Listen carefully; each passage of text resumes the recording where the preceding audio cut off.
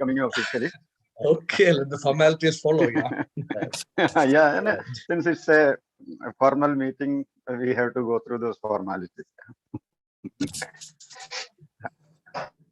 ശുഭവച്ച തുടങ്ങിയാലോ? തുടങ്ങാം. Good evening, Master. Good evening. ഞാൻ Shibu, father reverend Shibu PV. മർത്തോമയിലെ അച്ഛനാ. ഷിബുച്ചോ, നമസ്കാരം. നമ്മൾ കണ്ടിട്ടില്ലെന്ന് തോന്നുന്നു. കണ്ടിട്ടില്ല. അച്ഛൻ എന്റെ ഫാദറിനെ അറിയാം. ഡോക്ടർ കെ വി വർഗീസിന്റെ മകനാണ് ഞാൻ. ഞാൻ കേട്ടെനിക്ക് അറിവുണ്ട്. WCC അതെ, നമ്മളൊന്നും കണ്ടിട്ടില്ല. Nice meeting you. Very nice meeting you.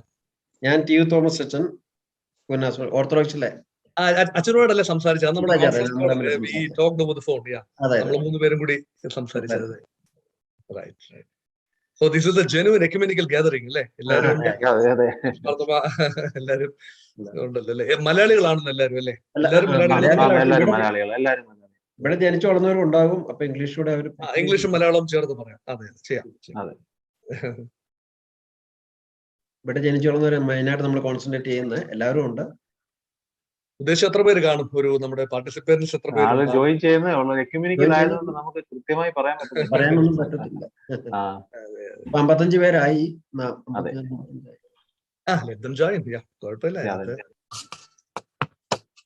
ആദ്യത്തെ ഒരു പരിപാടിയാ, ഇങ്ങനെയൊന്നും പറയാൻ പറ്റത്തില്ല. പുതിയ സംരംഭം അല്ലേ? ഇത് ഈ പൂന സെൻട്രിക് ആണോ ഈ എക്യുമെനിക്കൽ? പിന്നെ ഈ പറഞ്ഞ നിങ്ങളുടെ ഒരു ഓർഗനൈസേഷൻ, ഇതൊരു ഓർഗനൈസേഷൻ ആണോ?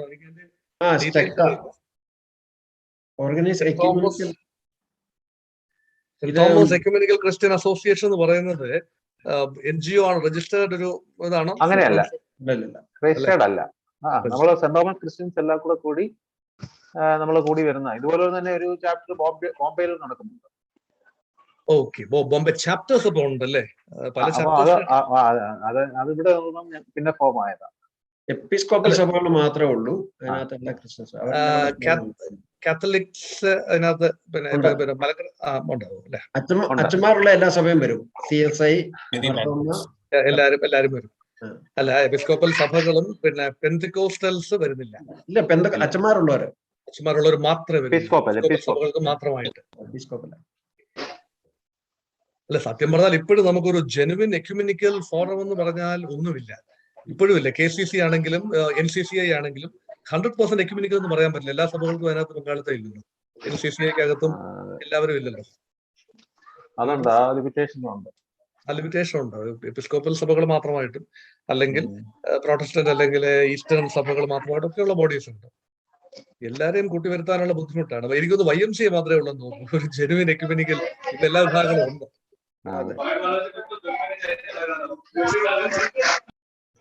അച്ഛൻ തുടങ്ങാതിരിക്കും കേട്ടോ. തുടങ്ങാം.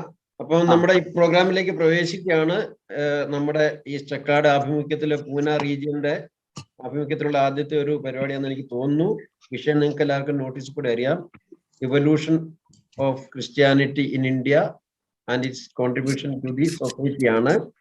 വലിയ ഫോർമാലിറ്റി ഉള്ളൊന്നുമില്ല. നമ്മൾ ജസ്റ്റ് ഒരു പാട്ടുണ്ട്, അതോടുകൂടി ആരംഭിക്കുകയാണ്. പിന്നെ ഒരു പാട്ടുകൂടി ഉണ്ട്. അപ്പം ആദ്യം സെന്റ് മേരീസ് ഓർത്തഡോക്സ് ചർച്ച് പൂനെയുടെ ആണ് പാട്ട്. അതിപ്പോഴ് ചെയ്യുന്നതായിരിക്കും.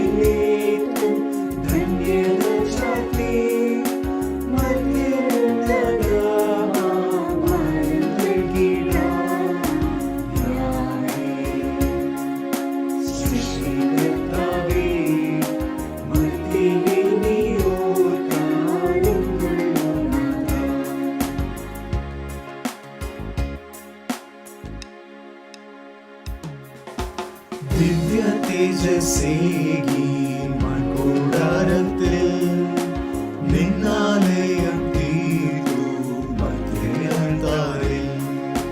ദിവ്യ തേജസ്സേകി മൺകൂടാരത്തിൽ നിന്നാലയം തീർത്തു മധ്യതാരിൽ.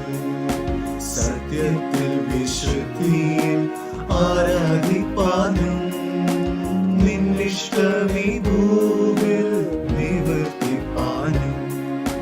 സത്യത്തിൽ വിശുദ്ധിയിൽ ആരാധിപ്പാനും നിന്നിഷ്ടവിഭൂവിൽ നിവർത്തിപ്പാനും.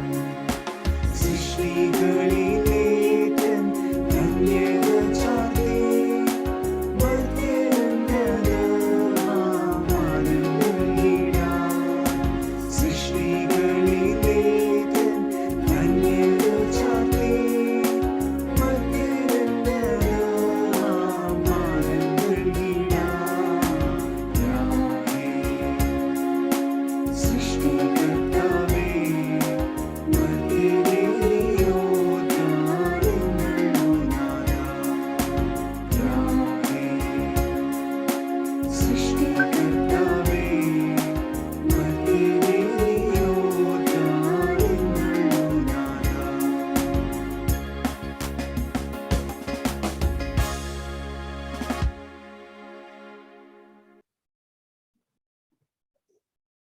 സെന്റ് മേരീസ് സ്ക്വയറിനോടുള്ള പ്രത്യേകം നന്ദി അറിയിക്കുന്നു. ഓപ്പണിംഗ് പ്രയറിന് വേണ്ടിയിട്ട് ബഹുമാനപ്പെട്ട ഷിബു അച്ഛനെ പ്രാർത്ഥിക്കാം. പിതാവിനും പുത്രനും പരിശുദ്ധ റൂഹായിക്കും സ്തുതി, ആദ്യം മുതൽ എന്നേക്കും തന്നെ. ആമേൻ. ഞങ്ങളുടെ വാഴ്ത്തപ്പെട്ട ദൈവമേ, ഞങ്ങളുടെ സ്വർഗീയ പിതാവേ, അനുഗ്രഹീതമായ ഒരു സന്ധ്യാസമയത്തിനായി ഞങ്ങൾ നിന്നെ സ്തുതിക്കുന്നു. ദൈവസന്നിധിയിൽ ഞങ്ങൾക്ക് ഒരുമിച്ച് വന്ന് സെന്റ് തോമസ് എക്യുമെനിക്കൽ ഫെലോഷിപ്പിന്റെ ആഭിമുഖ്യത്തിൽ ഇന്ന് സഭകളുടെ വളർച്ചയെക്കുറിച്ചും സഭകളുടെ കോൺട്രിബ്യൂഷനെ കുറിച്ചും ഒക്കെയും ചിന്തിക്കുവാൻ തക്കവണ്ണം ഇപ്രകാരം ഒരു കോൺഫറൻസ് ക്രമീകരിക്കുവാൻ തക്കവണ്ണം അവിടെ നിന്ന് സഹായിക്കുന്നത് ഓർത്ത് സ്തോത്രം. കഴിഞ്ഞ നാളുകളിൽ പൂനെയുടെ പ്രദേശത്ത് ഞങ്ങളുടെ ജന്മദേശങ്ങളെയൊക്കെ വിട്ട് ഞങ്ങൾക്ക് വന്ന് പാർക്കുവാനും ഞങ്ങൾക്ക് ഈ പ്രദേശത്തെ ഉന്നതമായ സാക്ഷ്യം നിർവഹിക്കുവാൻ തക്കവണ്ണം ദൈവം ഇട നൽകിയത് ഓർത്ത് ഞങ്ങൾ എന്നെ സ്തുതിക്കുന്നു. ഞങ്ങളുടെ പിതാക്കന്മാരിലൂടെ കൈമാറ്റം ചെയ്യപ്പെട്ട വിശ്വാസം ഈ കാലഘട്ടത്തിൽ ഞങ്ങൾ എങ്ങനെ ആ വിശ്വാസത്തിൽ ഞങ്ങളെ തന്നെ ഒരുക്കുന്നു എന്നുള്ളതിനെ കുറിച്ച് ചിന്തിക്കുവാനും ഭാവി തലമുറയെ ദൈവത്തിന്റെ രാജ്യത്തിന്റെ കെട്ടുപണിക്കായി ഈ ശുശ്രൂഷയിലേക്ക് ആനയിക്കുവാനും ഈ കോൺഫറൻസ് മൂലം അവിടുന്ന് ഒരുക്കണമേ, സഹായിക്കണമേ എന്ന് ഞങ്ങൾ പ്രാർത്ഥിക്കുന്നു. ഇന്ന് ഈ കോൺഫറൻസിന് നേതൃത്വം നൽകുന്ന എല്ലാ പ്രിയപ്പെട്ടവരെയും ഇതിന്റെ സംഘാടകരായിട്ടുള്ള എല്ലാവരെയും അവിടുന്ന് അനുഗ്രഹിക്കണമെന്ന് ഞങ്ങൾ പ്രാർത്ഥിക്കുന്നു. പ്രത്യേകിച്ച് ഡോക്ടർ മോഹൻ സാറിനെ ഞങ്ങൾ ദൈവങ്ങളിലേക്ക് ഓർത്ത് പ്രാർത്ഥിക്കുന്നു. സാറിന്റെ ധന്യമായ ശുശ്രൂഷകൾക്കായി സ്തോത്രം. കഴിഞ്ഞ നാളുകളിൽ പലയിടങ്ങളിലായിട്ട് സഭയോടുള്ള ബന്ധത്തിൽ സമൂഹമായുള്ള ബന്ധത്തിലൊക്കെയും പ്രവർത്തിപ്പാൻ തക്കവണ്ണം ദൈവം നൽകിക്കൊടുത്ത എല്ലാ കൃപാനിലവരങ്ങൾക്കായി ഞങ്ങൾ നിന്നെ സ്തുതിക്കുന്നു. ഇന്ന് ഈ കോൺഫറൻസിന് നേതൃത്വം നൽകുമ്പോൾ ആവശ്യമായ ദൈവകൃപയും പരിശുദ്ധാത്മാവിന്റെ നടത്തിപ്പും നിന്റെ ദാസൻ അനുഭവിക്കുവാൻ തക്കവണ്ണം അവിടുന്ന് കൃപ നൽകണമേ നിങ്ങൾ പ്രാർത്ഥിക്കുന്നു. ഞങ്ങളെ ഓരോരുത്തരെയും പ്രത്യേകിച്ച് ഇതിൽ ചേർക്കുന്ന ഓരോ പ്രിയപ്പെട്ടവരെയും ദൈവരങ്ങളിലേക്ക് ഫലമേൽപ്പിച്ച് പ്രാർത്ഥിക്കുന്നു. വിശ്വാസ സമൂഹം തങ്ങളെ ദൈവം ഫലമേൽപ്പിച്ചതായ ഉത്തരവാദിത്തപ്പെട്ട ഒരു ജീവിതത്തിൽ എങ്ങനെ ചരിത്രമായ മുന്നേറി എന്നുള്ളതിനെ കുറിച്ചുള്ള അവബോധത്തോടുകൂടി ഒരുക്കത്തോടുകൂടി ലക്ഷ്യബോധത്തോടുകൂടി ജീവിപ്പാൻ തക്കവണ്ണം ഇത്തരം കൂട്ടായ്മകളിലൂടെ അവിടുന്ന് ഞങ്ങളെ ശക്തീകരിക്കണമേ, സഹായിക്കണമേ. ഈ കോൺഫറൻസിന്റെ ആദ്യോടന്തം അവിടുത്തെ കൃപ വ്യാപരിക്കണമേ. പങ്കെടുക്കുന്നവരുടെ ഏവരുടെ മേലും പരിശുദ്ധാത്മ നിറവ് നൽകി ഞങ്ങളെ അനുഗ്രഹിക്കണമെന്ന് പ്രാർത്ഥിക്കുന്നു. കർത്താവെ, ഞങ്ങളുടെ സംരംഭങ്ങളൊക്കെ നിന്റെ നാമമഹത്വത്തിനും ഞങ്ങളുടെ ഓരോരുത്തരുടെ അനുഗ്രഹത്തിനും പുതുക്കത്തിനും കാരണമായി തീരുവാൻ തക്കവണ്ണം സഹായിക്കണമേ. യേശു കർത്താവിന്റെ വന്യനാമത്തിൽ നിങ്ങൾ പ്രാർത്ഥിക്കുന്നു. കൃപയോടെ കേൾക്കുമാറാകണമേ. ആമേൻ. നമ്മുടെ ഇനിയുള്ള കാര്യങ്ങളുടെ നടത്തിപ്പിന് വേണ്ടിയിട്ട് ഇതിന്റെ വൈസ് പ്രസിഡന്റ് വി മാത്യു സാറിനെ ഏൽപ്പിക്കുകയാണ്, ചുമതലപ്പെടുത്തുകയാണ്. ഇനിയുള്ള കാര്യങ്ങൾ സാർ ചെയ്യുന്നത്. Thank you. ദൈവനാമത്തിന് മഹത്വം ഉണ്ടാകട്ടെ. എൻ്റെ കർത്തവ്യം എല്ലാവരെയും സ്വാഗതം ചെയ്യുക എന്നുള്ളതാണ്. ഇന്നത്തെ ഈ മീറ്റിംഗിൽ അധ്യക്ഷത വഹിക്കുന്ന father T U. Thomas, president saint Thomas ecumenical Christian association, Pune zone. Reverend K.P. Johnson, അച്ഛൻ അല്പസമയത്തിനുള്ളിൽ ജോയിൻ ചെയ്യുമെന്നാണ് കിട്ടിയ മെസ്സേജ്. ഈ president of the apex body of St.Thomas Ecumenical Christian Association, comprising of 37 parishes in Pune. Reverend Shibu P. Varghese, a pioneer in Unity Octave movement in Pune. He is also our parish priest, St. Thomas, St. Peter's Marthoma Church. Father Joseph Chaliseri Achan, he also may join soon. അച്ഛൻ അടുത്ത സമയത്താണ് ഇവിടെ വന്നതെങ്കിലും ecumenical മൂവ്മെന്റിന് വലിയ കൈത്താങ്ങൽ നൽകിക്കൊണ്ടേയിരിക്കുന്നു. കഴിഞ്ഞ ആഴ്ച നടന്ന unity octave worship സർവീസസിൽ he hosted the worship in his church as on behalf of Pune zone. Father Joy Puducherry of Carmel Church, and he is also faculty in the Christ College there, so he always have the problem of time availability. I hope he will join soon. Dr. Mohan Varghese, our chief guest today and the speaker for the topic. കൂടാതെ സന്നിഹിതരായിരിക്കുന്ന മറ്റ് വൈദികരെയും അതിഥികളെയും ഒരു ശനിയാഴ്ചയിൽ മറ്റു ജോലികളും ചടങ്ങുകളും എല്ലാം മാറ്റിവെച്ച് ഇതിൽ സംബന്ധിക്കാൻ വന്ന എല്ലാ ശ്രോതാക്കളെയും എൻ്റെ സന്തോഷവും സ്വാഗതവും എക്യുമെനിക്കൽ അസോസിയേഷന്റെ പേരിൽ ഞാൻ ഇവിടെ രേഖപ്പെടുത്തുന്നു. കൂടാതെ നമ്മുടെ അപെക്സ് ബോഡിയുടെ സെക്രട്ടറി വർഗീസ് എബ്രഹാം സാറും ജോയിൻ ചെയ്തിട്ടുണ്ട്. In addition to that, Marthoma Malankara സഭയുടെ ecumenical relations committee member and സഭാ കൗൺസിൽ മെമ്പറായ doctor Mrs Mary Matthews also has joined us. I welcome all of you once again for this meeting where we will be studying a little more about our past. ഇന്നത്തെ മീറ്റിംഗിന്റെ പശ്ചാത്തലത്തെ പറ്റി 2-3 വാചകം കൂടി പറഞ്ഞുകൊള്ളട്ടെ. Learning is always a forward-looking activity. We learn for a better future. Any student will vouch for this. And it has to be so, and it is very right that learning has to be forward-looking. But history is looking to the past. രാജ്യ തന്ത്രജ്ഞരും മറ്റ് നേതാക്കൾക്കും എല്ലാം this may be of use because history repeats. ചരിത്രം repeat ചെയ്യാനുള്ള chance ഉള്ളതുകൊണ്ട് if they learn history, it may help them by not committing the same follies of the past again. But we can live a comfortable life without knowing our history. പല കുടുംബങ്ങളും അവരുടെ കുടുംബചരിത്രം തന്നെ ക്രോഡീകരിക്കാൻ ഉള്ള ശ്രമം നടത്തുന്നില്ല. പക്ഷേ നമ്മുടെ അയൽക്കാരൻ നമ്മുടെ കുടുംബചരിത്രം എഴുതുവാൻ തുടങ്ങുമ്പോൾ then we should know it's the time to find out who we are. We live in the era of post-truth.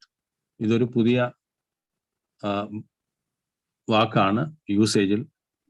അതിന് മലയാളത്തിലെ എക്സാക്ട് വേർഡ് സത്യാനന്തരം എന്ന് ഞാൻ ഒരു കൺവെൻഷൻ പ്രസംഗങ്ങളിൽ നിന്ന് കേട്ടു. It looks like that.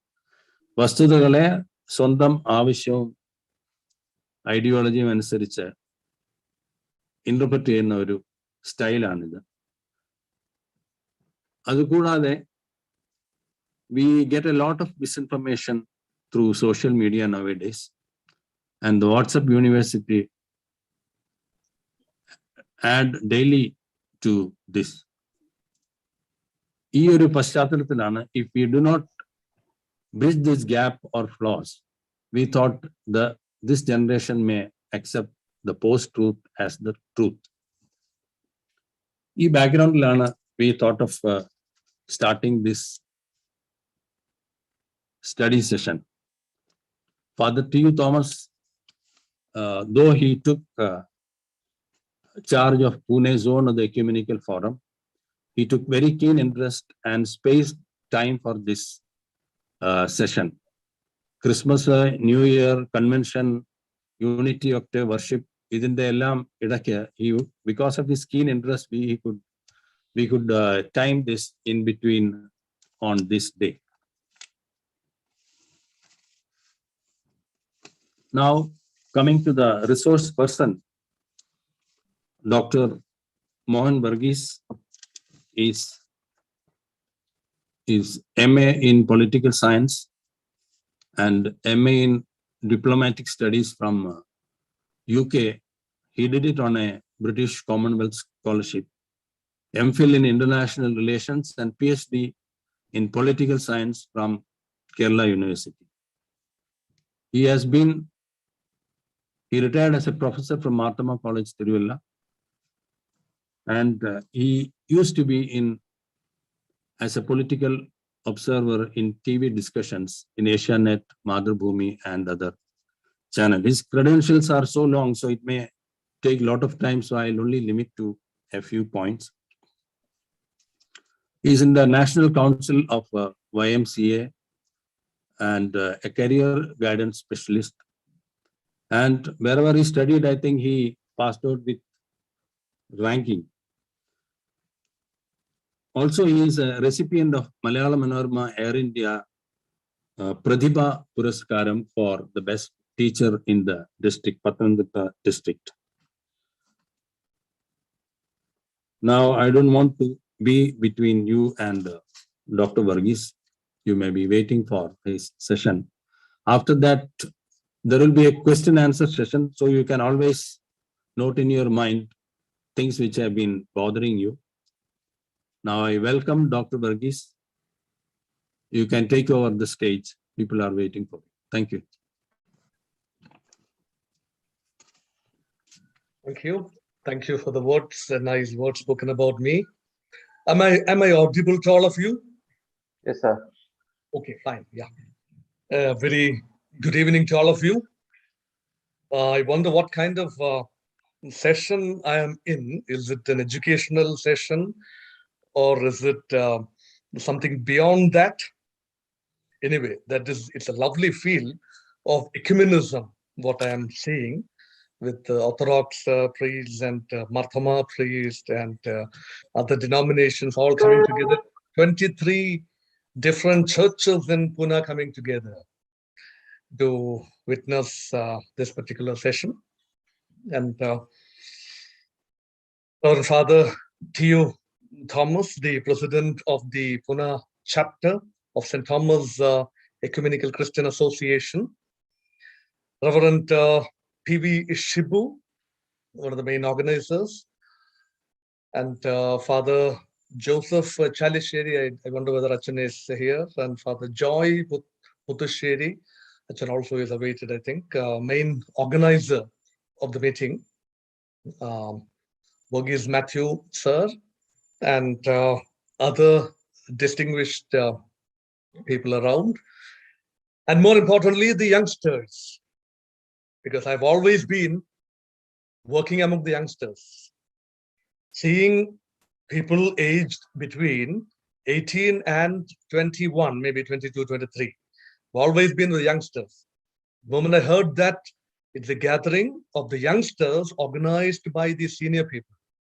So it must be lovely coming together, especially when a number of denominations in Maharashtra, especially Pune region, are coming together.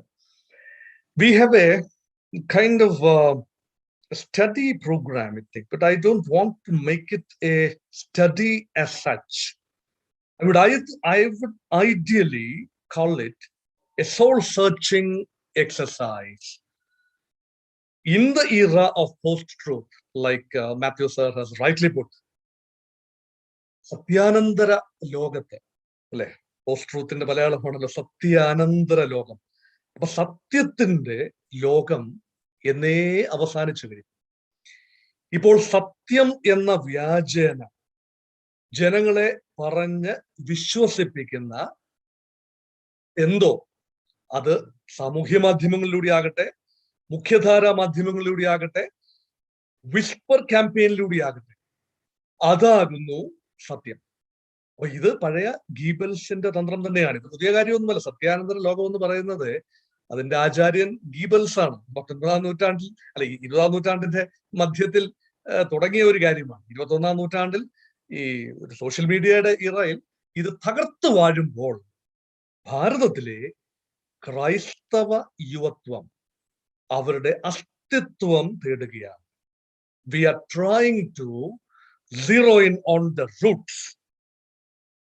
ക്രിസ്ത്യാനി അല്ലെങ്കിൽ ക്രൈസ്തവൻ അല്ലെങ്കിൽ നസ്രാണി അല്ലെങ്കിൽ മലങ്കര കത്തോലിക്കൻ, ഇങ്ങനെയൊക്കെയുള്ള വാക്കുകൾ നമ്മൾ വെറുതെ അർത്ഥമില്ലാതെ ഉപയോഗിച്ച് പോകുമ്പോൾ, മലങ്കര, ഇങ്ങനെയുള്ള വാക്കുകൾ അർത്ഥമില്ലാതെ ഉപയോഗിക്കുന്ന ഒരു കാലത്താണ് നമ്മൾ ജീവിക്കുന്നത്. നമ്മൾ ഏത് ഡിനോമിനേഷനിൽ പെട്ടാലും നമ്മൾ ആരാണ്, നമ്മൾ എന്താണ് നമ്മൾ ചവിട്ടി നിൽക്കുന്ന നിലപാട് തറ, ഇത് വ്യക്തമായി നമ്മൾ എല്ലാവരുമായും സഹകരിക്കുന്നു. പക്ഷെ നമുക്ക് നമ്മുടേതായ ദർശനങ്ങളും നിലപാടുകളും, അതാണ് give respect and take respect എന്ന് പറയുന്ന വിശാല എക്യുമെനിക്കൽ ഒരു സങ്കല്പം, അല്ലെ?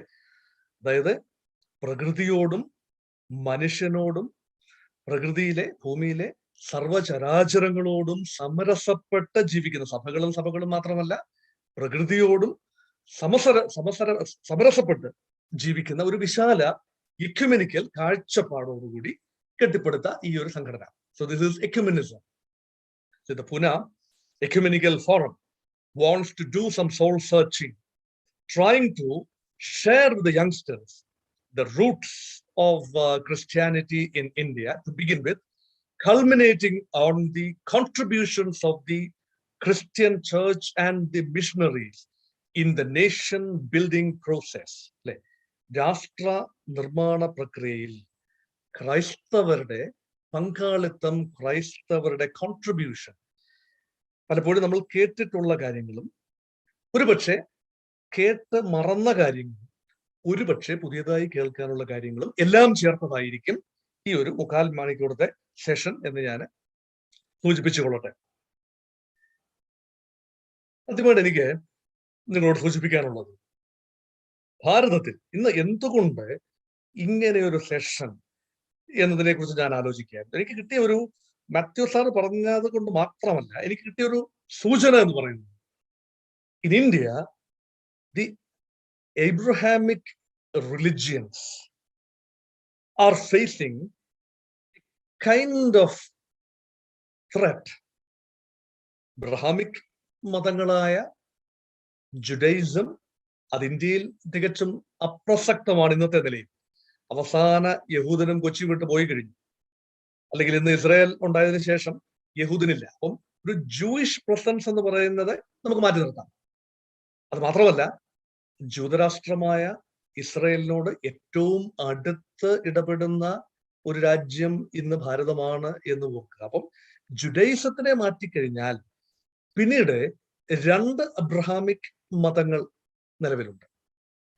ഇന്ത്യയുടെ ജനസംഖ്യയുടെ 14% എന്നൊരു കണക്കും, ഒരു കുറച്ചുകൂടി റിയലിസ്റ്റിക് കണക്കിൽ 16.5% എന്ന് കൂട്ടാവുന്ന ഇസ്ലാമിക് പോപ്പുലേഷൻ. 2, ഭാരതത്തിന്റെ 2011 സെൻസസ് അനുസരിച്ച് 2.3%, 2.3% വരുന്ന ക്രിസ്ത്യൻ പോപ്പുലേഷൻ. യഥാർത്ഥത്തിൽ ക്രിസ്ത്യൻ ജനസംഖ്യ 3% കൂടുതലാണ് എന്നതാണ് ഇൻഡിപെൻഡന്റ് ഇംപാർഷ്യൽ അസസ്മെന്റ്സ്. കാരണം ഈ ക്രിസ്ത്യൻ ഫെയ്ത്ത് ഫോളോ ചെയ്യുന്ന പലരും ഹൈന്ദവ നാമധാരികളായി ഉണ്ടാവും. Because they may have converted faith-wise, but they retain their Hindu names and Hindu identity for reservation purpose. Especially in central part of India, that tendency is very much there. So ideally 3%. So the 15 plus 3, 18% of the Indian population is viewed with some kind of a suspicion, maybe their commitment to the nation, their nationalism is today put under the scanner. നമ്മുടെ ദേശീയത അല്ലെങ്കിൽ ദേശത്തോടുള്ള നമ്മുടെ commitment വളരെയധികം ചലഞ്ചസിന് അല്ലെങ്കിൽ സ്ക്രൂട്ടണിക്ക് വിധേയമായിക്കൊണ്ടിരിക്കുന്ന ഈ കാലഘട്ടത്തിൽ ഒരുപക്ഷെ നമ്മൾ ആരെന്നും നമ്മൾ എന്തെന്നും നമ്മൾ അന്യരല്ല എന്നും ഈ നാട്ടിലെ ആളുകൾ തന്നെ ആണ് എന്നും ഒരുപക്ഷെ പല അബ്രഹാമിക വിഭാഗങ്ങൾക്കും ഇന്ത്യയിലെ ഇപ്പോൾ പറയുന്ന ഭൂരിപക്ഷ മത വിശ്വാസത്തെക്കാൾ കൂടുതൽ സീനിയോറിറ്റി ഇന്ത്യയിലെ ചില ഭാഗങ്ങളിൽ ഉണ്ട് എന്നും ഒരുപക്ഷെ ചരിത്രപരമായി വസ്തുതാപരമായി നമുക്ക് പറയാൻ കഴിയും. ഒരു ആർഗ്യുമെന്റായി ഒരിക്കലും ഭൂരിപക്ഷ ന്യൂനപക്ഷ ആർഗ്യുമെന്റ് എന്ന രൂപത്തിൽ നമ്മൾ അതിനെ എടുക്കുന്നത് ശരിയല്ല. പക്ഷെ വസ്തുതകൾ തന്നെയാണ് അല്ലെ. ഉദാഹരണത്തിന് കേരളത്തിലെ ക്രിസ്ത്യാനിറ്റി ആൻഡ് ഇസ്ലാം ഒരു സംഘടിത രൂപത്തിൽ ഹൈന്ദവ ഘടനകൾ വരുന്ന 9ാം നൂറ്റാണ്ടിന് മുമ്പ് ബ്രാഹ്മണിക്കൽ ഒരു കടന്നുവരവ് 7, 8, 9 നൂറ്റാണ്ടുകളിലാണ്. ബ്രാഹ്മണിക്കൽ മതം അല്ലെങ്കിൽ വേദിക് റിലിജ്യൻ 9ാം നൂറ്റാണ്ട് മുതലാണ്, ശങ്കരാചാര്യരുടെ സമയം മുതലാണ് ഇത് ശക്തമാകുന്നത്. അപ്പൊ ആ ഒരു സമയത്തിന് മുൻപ് തന്നെ ഇവിടെ ക്രൈസ്തവ ഇസ്ലാം വേരുകൾ ഉണ്ടായിരുന്നു എന്നതും ഓർത്തിരിക്കേണ്ടതാണ്. അതുകൊണ്ട് ഭാരതം എന്നത് ഒരു വലിയ ഭൂമികയാണ്. Persians, Arabs and other people എല്ലാവരും കടന്നു വന്നിരുന്ന, എല്ലാവരെയും സ്വീകരിച്ചിരുന്ന പല ഖണ്ഡങ്ങളായി ചിതറിക്കിടന്ന ഭാരതം എന്നതൊരു സങ്കല്പമാണ്. ഒരു ഭൂമി എന്നതിനേക്കാൾ കൂടുതൽ ഭാരതം എന്ന് പറയുന്ന ഒരു വിശാല സങ്കല്പം മാത്രമാണ്. അതിന് ബ്രിട്ടീഷുകാർ കൊണ്ടുവന്ന ഒരു ജിയോഗ്രാഫിക്കൽ കളർ, ഒരു ടെറിട്ടോറിയൽ എൻറ്റിറ്റി, അത് വളരെ പുതിയതാണെന്ന് ഓർക്കുക. അപ്പൊ ചരിത്രത്തോട് നീതി പുലർത്താൻ, മാത്യു സാർ പറഞ്ഞത് വളരെ കറക്റ്റാണ്, ചരിത്രത്തോട് നീതി പുലർത്താത്ത ഒരു ക്ലെയിമും നമുക്ക് ആവശ്യമില്ല. It's not jingoism that we want. What we want is a very stable assessment about ourselves so that you can look at the external society with confidence. Then നമ്മുടെ ഒരു ഭാരതം എന്ന് പറയുന്ന അല്ലെങ്കിൽ ഇന്ത്യ എന്ന് പറയുന്ന പേരിന് പോലും യഥാർത്ഥത്തിൽ നമ്മൾ കടപ്പെട്ടിരിക്കുന്നത് പേർഷ്യൻസിനോട് അല്ലെ. സിന്ധു നദി, റിവർ ഇൻഡസ്. അപ്പം സിന്ധു എന്നത് ആണ് ഹിന്ദു, അവിടെ സ ഇല്ലാത്തതുകൊണ്ട് പേർഷ്യൻ ഭാഷയിൽ സ ഇല്ലാത്തതുകൊണ്ട് ഹ ആയി ഹിന്ദു എന്നാ. സിന്ധു നദി ഹിന്ദു ആയതും ഹിന്ദുസ്ഥാനി ആയി മാറിയതും അങ്ങനെ അത് ഇന്ത്യ ആയി മാറിയതും ഒക്കെ നമുക്കറിയാവുന്ന ചരിത്രമാണ്. അതുകൊണ്ട് ഭാരതത്തിന്റെ പേരല്ലെങ്കിൽ ഇന്ത്യ എന്ന പേര് പോലും ഭാരതീയന്റെ സൃഷ്ടിയല്ല. അതുകൊണ്ട് ഭാരതത്തിന്റെ ഒരു മതം, ക്രിസ്തു മതം, അതിന്റെ ഭാരതീയതയെ തേടിയുള്ള യാത്രയിൽ നമ്മൾ ഒരുപാട് കൊടുക്കൽ വാങ്ങലിന്റെ കഥകൾ പറയാനുണ്ടാവും.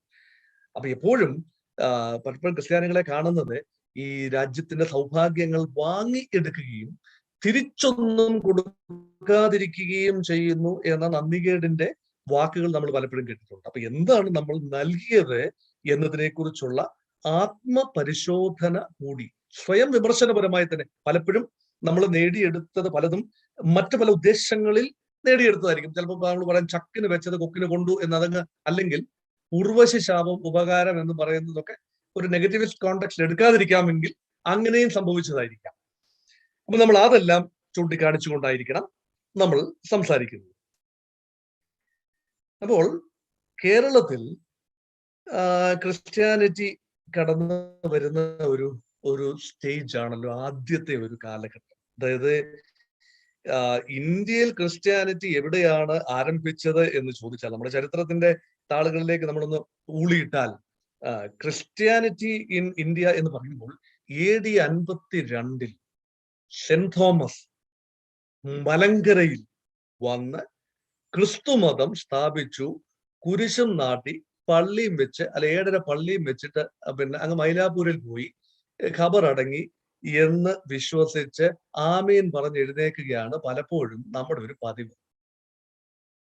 അപ്പൊ അന്ന് പള്ളി ഉണ്ടായിരുന്നോ, അന്ന് കുരിശുണ്ടായിരുന്നോ, അങ്ങനെ പള്ളി എന്നൊരു സങ്കല്പം അന്ന് ഉണ്ടായിരുന്നോ എന്ന ചോദ്യങ്ങളിലേക്കൊന്നും നമ്മൾ കടക്കാറില്ല പലപ്പോഴും. നമ്മൾ കുറച്ചുകൂടി യാഥാർത്ഥ്യ ബോധത്തോടുകൂടി നോക്കുകയാണെങ്കിൽ സെന്റ് തോമസിന്റെ വരവ് ഒന്നാം വരവ് ആകണമെന്നില്ല.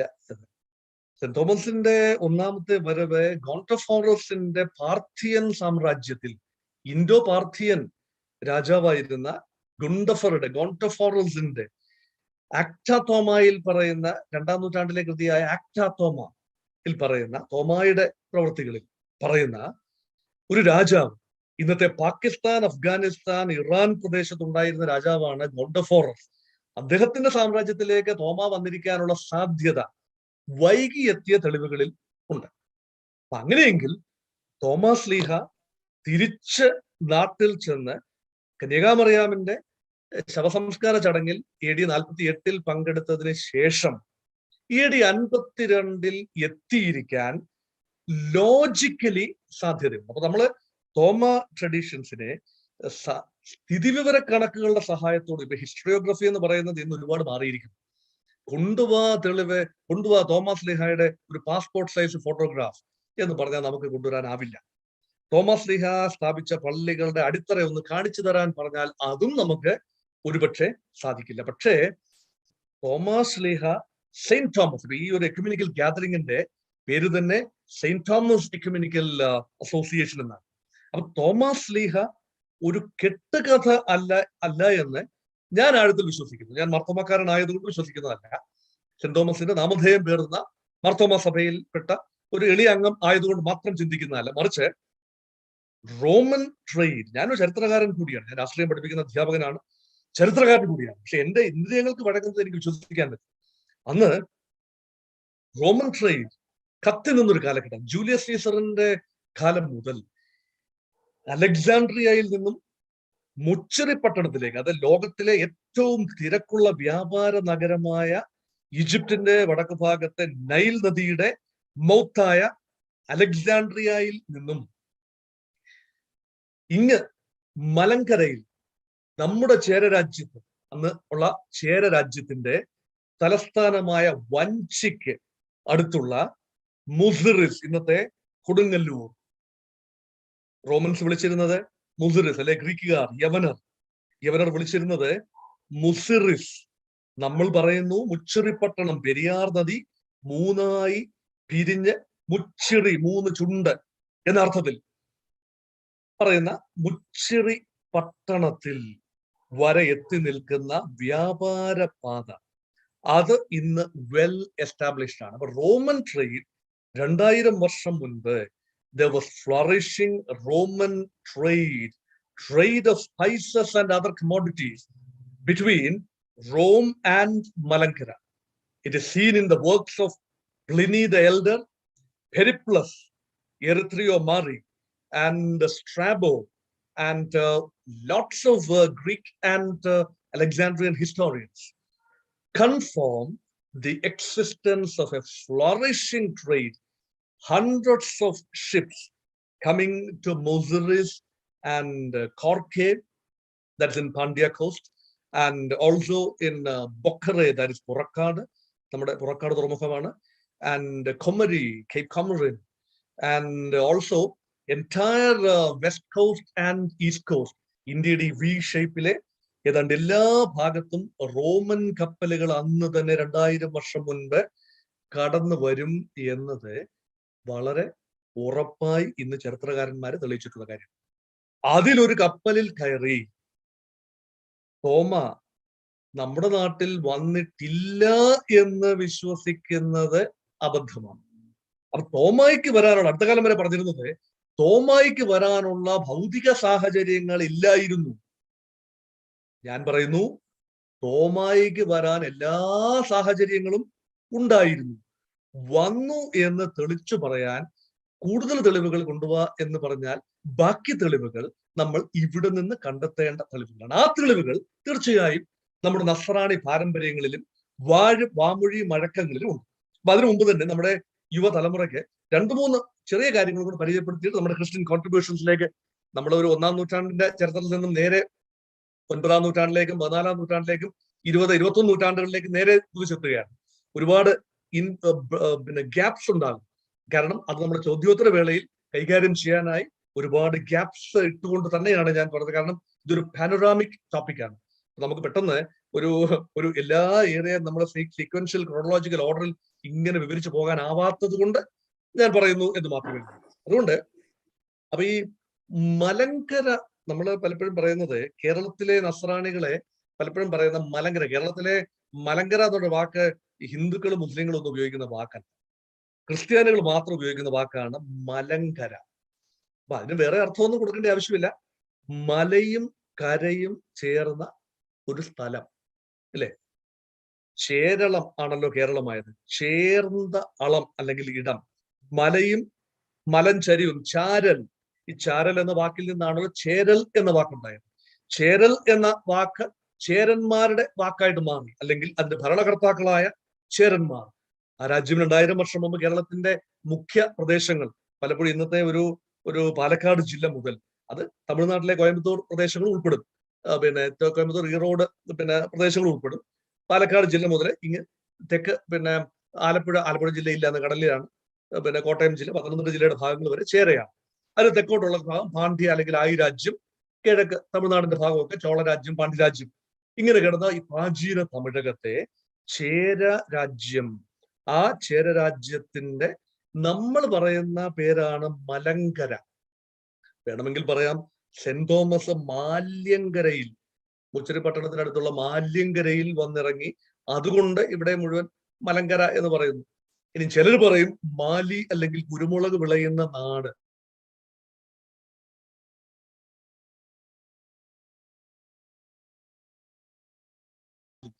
മാല്യങ്കര, അങ്ങനെയൊക്കെ പല പേരുകളുണ്ട്. കാരണം മലങ്കര എന്ന് പറയുന്നത് മലങ്കര മണ്ണിൽ ഉദിച്ചുയർന്ന, നമ്മൾ പാർത്ഥിയായും ഗോണ്ടഫോറസിനെയും വിട്ടതിന് ശേഷം ഇന്ത്യയുടെ ഇന്നത്തെ ജിയോഗ്രാഫിക് ഇന്ത്യയുടെ ഏറ്റവും തെക്ക് ഭാഗത്തുള്ള, നിങ്ങളെല്ലാം എന്നെ കേൾക്കുന്ന എല്ലാവരും almost everybody is A Malayali.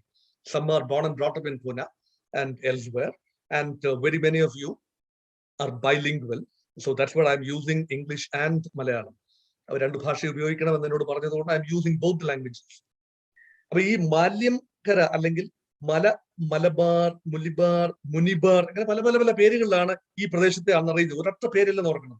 Keralam എന്ന പേര് വളരെ പ്രാചീനമാണ്. പക്ഷെ കേരളം എന്ന പേരിന് ഉപരിയായി നമ്മുടെ നാട്ടിൽ പല പേരുകളുണ്ട്. ഒന്നാണ് മലങ്കര. ക്രിസ്ത്യാനികൾ ഉപയോഗിക്കുന്ന പേരാണ് മലങ്കര. അതുപോലെ തന്നെ നസ്രാണികൾ എന്നും നമ്മളെ പറയാറുണ്ട്. എല്ലാ ക്രിസ്ത്യാനികളും നസ്രാണികളാണോ എന്ന് അറിയില്ല. പക്ഷേ കേരളത്തിലെ ഒരു വിഭാഗം ക്രൈസ്തവരെ നസ്രാണി എന്ന പേരിൽ അറിയാറുണ്ട്. അത് നമ്മുടെ ഒരു ഐഡന്റിറ്റിയുടെ ഭാഗമായതുകൊണ്ട് പറയുന്നതേ ഉള്ളൂ. അപ്പൊ എന്താണ് നസ്രാണി എന്ന വാക്ക് എന്ന് ചോദിച്ചാൽ, അത് ബേസിക്കലി ഈ അന്ത്യോക്യയിലാണല്ലോ ഈ ക്രിസ്ത്യാനി എന്ന വാക്ക് ആദ്യം ഉണ്ടായത്, അല്ലെങ്കിൽ നസ്രാണി എന്ന വാക്ക് ആദ്യം ഉണ്ടായത് ആന്റിയോക്കിലാണ്. അപ്പൊ അത് നസ്രായനെ പിന്തുണയ്ക്കുന്ന മ്ലേച്ഛന്മാരായ ആളുകൾ. അപ്പൊ ക്രിസ്തു യഹൂദന്മാരെ സംബന്ധിച്ചിടത്തോളം വെറുക്കപ്പെട്ടവനായിരുന്നു. അപ്പൊ വെറുക്കപ്പെട്ടവനായ ക്രിസ്തുവിന്റെ, മ്ലേച്ഛനായ ക്രിസ്തുവിന്റെ പിന്നാലെ പോയ മ്ലേച്ഛന്മാരായ ആളുകളെ സ്വല്പം അവജ്ഞയോടുകൂടി അന്ന് വിളിച്ച പേരാണ് ആരാ? യഹൂദന്മാർ. അവരുടെ ഇടയിൽ നിന്ന് തന്നെ ക്രിസ്തുമതം സ്വീകരിച്ചു പോയ സ്വന്തം ബ്ലഡുള്ള ആളുകളെ മാത്രം വിളിച്ചിരുന്ന പേരാണ് ഒറിജിനലി നസ്രാനി. അപ്പൊ സെന്റ് തോമസ് ഇവിടെ വന്നു എങ്കിൽ യഥാർത്ഥത്തിൽ നമ്മൾ എന്തെല്ലാം പറഞ്ഞാലും, ക്രിസ്തു എന്തെല്ലാം പഠിപ്പിച്ചാലും ശിഷ്യന്മാര് പഠിച്ചതേ പാടൂ. അവരുടെ ബ്ലഡിലൊക്കെ അലിഞ്ഞു ചേർന്നിരിക്കുന്ന ചില കാര്യങ്ങളുണ്ട്. ആദ്യം സുവിശേഷം യഹൂദനോടും പിന്നെ യവനോടും ബർബറിനോടും ഒക്കെ പറയാം എന്ന ഗണത്തിലാണ് മിക്ക ശിഷ്യന്മാരും. കാരണം അവർക്ക് അത്രയ്ക്കുള്ള വിദ്യാഭ്യാസമേ ഉണ്ടായിരുന്നുള്ളൂ എന്ന് പരിശുദ്ധാത്മ പ്രേരണയാൽ അവർ സുവിശേഷ പ്രവർത്തനത്തിന് പോകുമ്പോഴും അവരാദ്യം സുവിശേഷം അറിയിക്കാൻ താല്പര്യപ്പെടുക സ്വന്തം ഭാഷ കൈകാര്യം ചെയ്യുന്ന, സ്വന്തം രക്തമുള്ള സ്വന്തം ആളുകളോട് തന്നെയാണ്. നമ്മുടെ മലയാളികൾക്ക് പലപ്പോഴും കാണുന്നില്ലേ, നമ്മളൊന്നും തെളിയിക്കുന്ന ആരുടെ മുമ്പില്ല, തമിഴിന്റെയോ കന്നഡക്കാരന്റെ മുമ്പിലല്ല, മലയാളിയുടെ മുമ്പിൽ തന്നെ നമുക്കൊന്ന് തെളിയിക്കാനുണ്ട് എന്ന് പറയുന്ന പോലൊക്കെ തന്നെയാണ് അതിന്റെ ഒരു സൈക്കോളജി. അങ്ങനെയാണ്. അപ്പം യഹൂദൻ ആയ ആളുകൾ, അപ്പം അന്ന് കേരളത്തിൽ യഹൂദൻ ഉണ്ടെന്ന് ഓർക്കുക. റോമൻ ട്രേഡ് കത്തുന്ന കാലത്ത് ഈ ശലോമോന്റെ കാലം മുതൽ ഒരുപക്ഷെ ആ പ്രദേശത്തു നിന്നും, ഇസ്രായേൽ പാലസ്തീൻ പ്രദേശത്തു നിന്നും, അത് BC 1000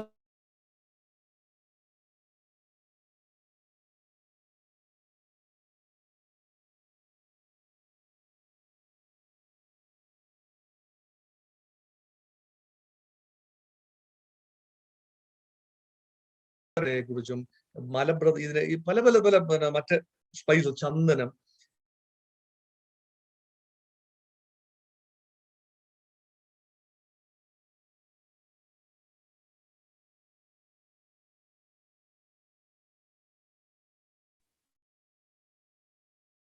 ഇടയ്ക്കൊന്ന് കട്ടായെന്ന് തോന്നുന്നു. Sorry, am I audible to you? Yes, you are audible now. Yeah. It was just a connection went off, all of a sudden. Okay. അപ്പൊ നമ്മള് പറഞ്ഞു വന്നത്, ഞാൻ അവസാന ഭാഗം വിട്ടുപോയിട്ടുണ്ടോ എനിക്കറിയില്ല. ഞാൻ പറഞ്ഞു വന്നത് അതായത് ബൈബിളിൽ മലങ്കരയുടെ നേരിട്ടുള്ള പരാമർശം ബൈബിളിൽ പഴയ നിയമ പുസ്തകങ്ങളിൽ പലപ്പോഴും കാണുന്നില്ല എങ്കിലും ഈ ഇൻഡയറക്ട്ലി പരന്ന പഴയ നിയമ വായനയിൽ പലയിടങ്ങളിലും ഓറിയന്റൽ ലാൻഡിൽ മാത്രം, പ്രത്യേകിച്ചും കേരളത്തിൽ മാത്രം വളർന്നിരിക്കാൻ സാധ്യതയുള്ള പലതരം വിഭവങ്ങളെ കുറിച്ച് പരാമർശമുള്ളത് കൊണ്ട് അന്ന് മുതൽ തന്നെ യഹൂദ സാന്നിധ്യം പല സമയത്ത് യെരുശലേം ദേവാലയം ആദ്യം തകർന്നപ്പോഴും പിന്നീട് തകർന്നപ്പോഴും ഒക്കെ യഹൂദന്മാരുടെ ഒരു ചെറിയ പങ്കെങ്കിലും ഓടി വന്നിരിക്കുന്നത് വ്യാപാര സാധ്യതയുള്ള മുസ്ലിസിലേക്കായിരിക്കണം, നമ്മുടെ മണ്ണിലേക്കായിരിക്കണം. അതുകൊണ്ട് തന്നെ അതുപോലെ ദശഗോത്രങ്ങൾ, നഷ്ടപ്പെട്ടു പോയ ദശഗോത്രങ്ങളുടെ ഒരു വിഭാഗം കടന്നു വന്നതും ഒരു പക്ഷേ മലങ്കര മണ്ണിലേക്കായിരിക്കാം സാധ്യതാപരമായി സാധ്യതയുണ്ട് എന്നേ പറയുന്നുള്ളൂ. അത് അസംഭവ്യമല്ല. അതുകൊണ്ട് തന്നെ ആ യഹൂദനെ തേടി വന്നിരിക്കാനുള്ള സാധ്യത തീർത്തും തള്ളിക്കളയാൻ ആവില്ല. അതുകൊണ്ട് തന്നെ മലങ്കര മണ്ണിലെ നസ്രാണികൾ എന്ന് പറയുന്ന വിഭാഗം അവർ ജൂത ക്രിസ്ത്യാനികൾ എന്ന രൂപത്തിലാണ് ആദ്യം വരുന്നത്. പിന്നീട് കുറച്ചുകൂടെ വ്യാപകമായ അർത്ഥത്തിൽ നസ്രാണി എന്ന പദം ഉപയോഗിക്കാൻ തുടങ്ങി. പക്ഷെ ഇതിനേക്കാൾ വ്യത്യസ്തമാണ് സുറിയാനി ക്രിസ്ത്യാനി എന്ന വാക്ക്. അപ്പം നസ്രാണി എന്ന ക്രിസ്ത്യാനി എന്ന വാക്ക്, സുറിയാനി ക്രിസ്ത്യാനി എന്ന വാക്ക്. അപ്പൊ ക്രിസ്ത്യാനി എന്ന വാക്കും ഉണ്ടായത് അന്ത്യോക്യയിൽ തന്നെയാണ്. അപ്പം ഒരു ജൂയിഷ് റൂട്ട്സ് ഇല്ലാത്ത നോൺ ജൂയിഷ് ക്രിസ്ത്യൻസിനെയാണ് ക്രിസ്ത്യൻസ് എന്ന് അന്ന് ഉദ്ദേശിച്ചത്. ഇന്ത്യയിലും പുറത്തും അങ്ങനെ തന്നെയായിരുന്നു, ഇപ്പോഴും അങ്ങനെ തന്നെയാണ്.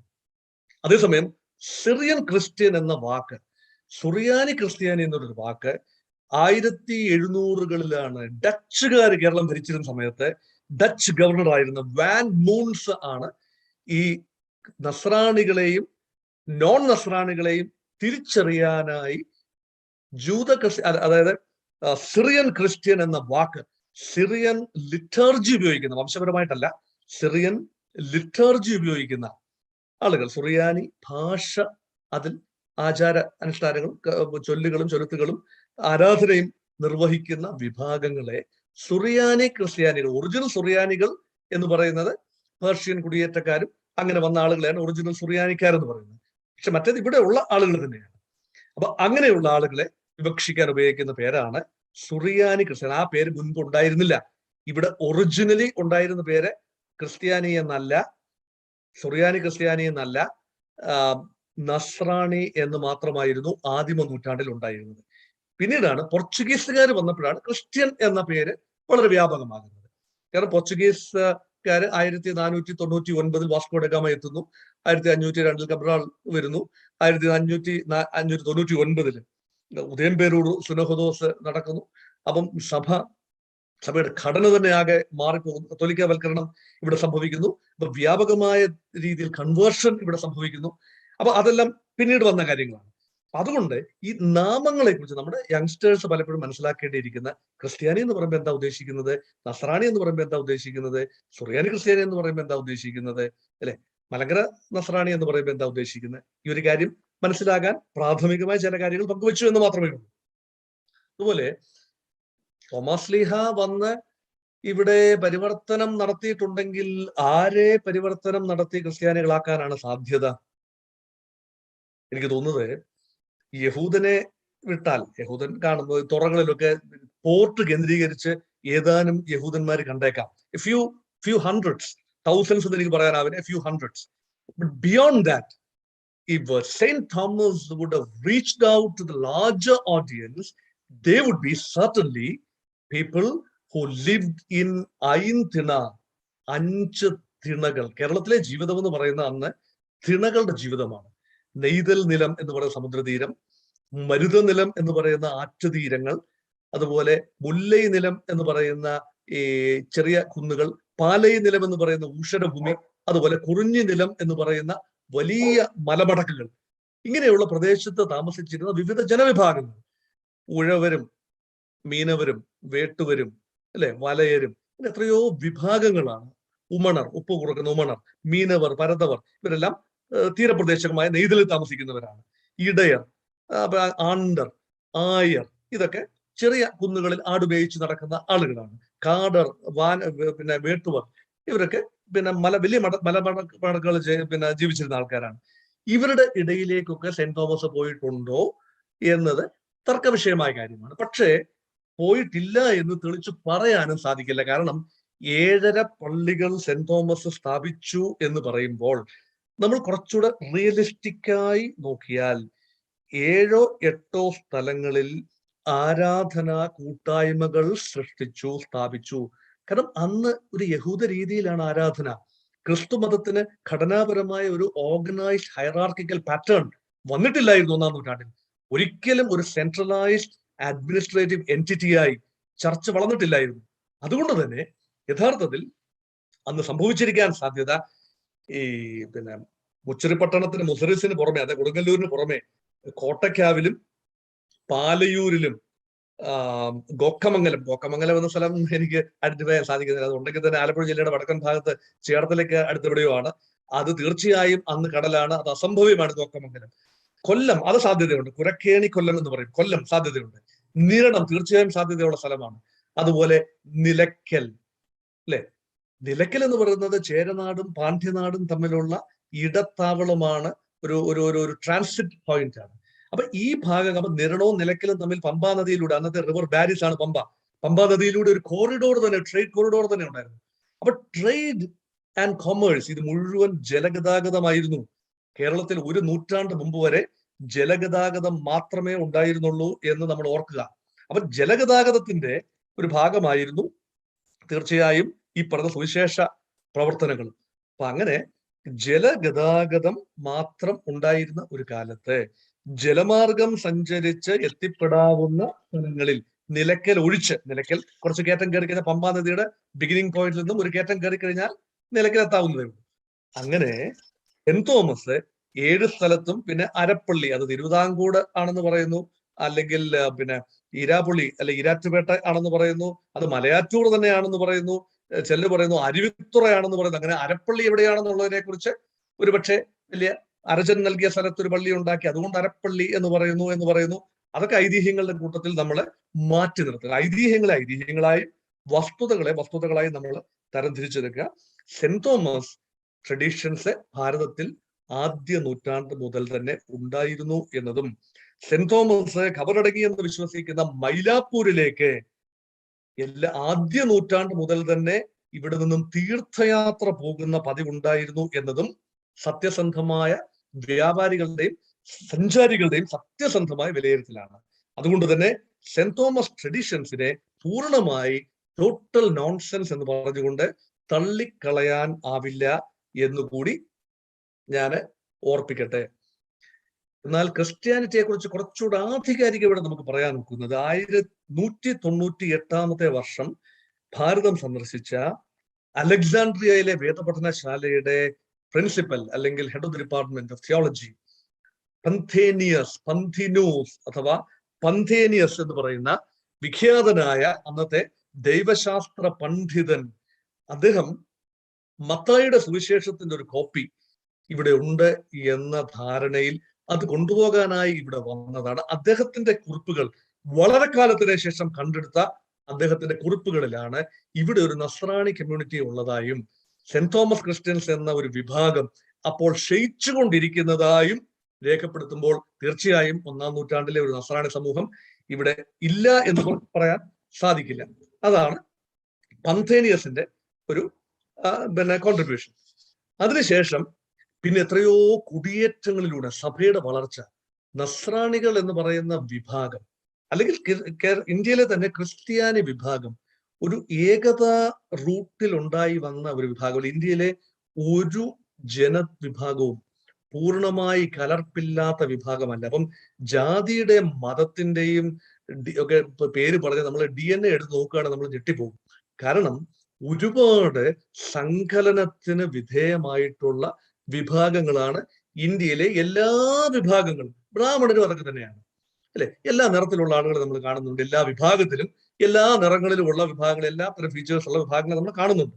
അപ്പോൾ നരവംശാസ്ത്രപരമായി പറഞ്ഞാൽ ഒരു ചില കാര്യങ്ങൾ ഇപ്പൊ നമ്മുടെ ഇപ്പൊ ഹ്യൂമൻ ജിനോം പ്രോജക്റ്റ് ഒക്കെ കാര്യമായിട്ട് നമ്മൾ DNA ഒക്കെ സീക്വൻസിംഗ് ഒക്കെ എടുത്ത് നോക്കുമ്പോൾ നമുക്ക് ചിലർക്കൊക്കെ യഹൂദ റൂട്ട്സ് കണ്ടേക്കാം, സെൻട്രൽ ഏഷ്യൻ റൂട്ട്സ് കണ്ടേക്കാം, വെസ്റ്റ് ഏഷ്യൻ മറ്റു റൂട്ട്സ് കണ്ടേക്കാം. അതൊക്കെ സ്വാഭാവികമാണ്. അതുകൊണ്ട് ഈ ജാതിയുടെ ഒരു വേലിക്കെട്ട് നമ്മൾ തന്നെ തകർത്തില്ല എങ്കിൽ അത് അപകടകരമായ ഒരു അവസ്ഥയിലേക്ക് വരും എന്നുകൂടി ഞാൻ പറയുകയാണ്. കുടിയേറ്റങ്ങളാണ് പലപ്പോഴും നമ്മുടെ വംശീയതയെ വൈവിധ്യപൂർണമാക്കിയത്. ക്രിസ്ത്യൻ വംശീയതയെ വൈവിധ്യപൂർണമാക്കിയത് കുടിയേറ്റങ്ങളാണ്.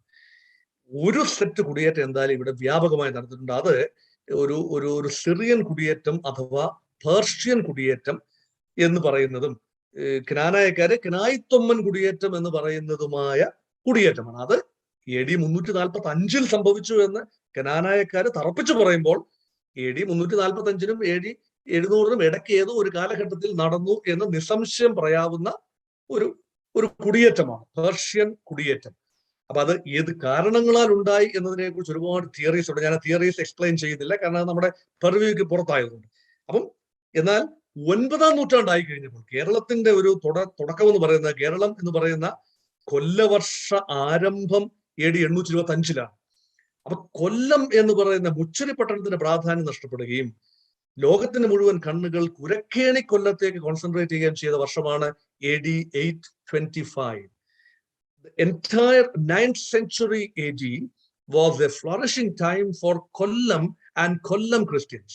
അപ്പൊ കൊല്ലം നസ്രാണികൾ എന്ന പുതിയ വിഭാഗമല്ല, കുടിയേറ്റക്കാരാണ്. ഒരു പേർഷ്യൻ കുടിയേറ്റം, മാർ സബീർ, ശബരീഷോ അല്ലെങ്കിൽ മാർ പ്രോത്ത്, ഇങ്ങനെയൊക്കെയുള്ള നേതാക്കളുടെ ഒരു പിന്തുണയാൽ, അവർ ട്രേഡേഴ്സ് ആണോ ബിഷപ്സ് ആണോ തെളിച്ചു പറയാനാവില്ല. അതിനെക്കുറിച്ച് ഒരുപാട് ആശങ്കകളും ആശയക്കുഴപ്പങ്ങളും ഉണ്ട്. അതുകൊണ്ട് അത് ഞാൻ തെളിച്ചു പറയുന്നില്ല.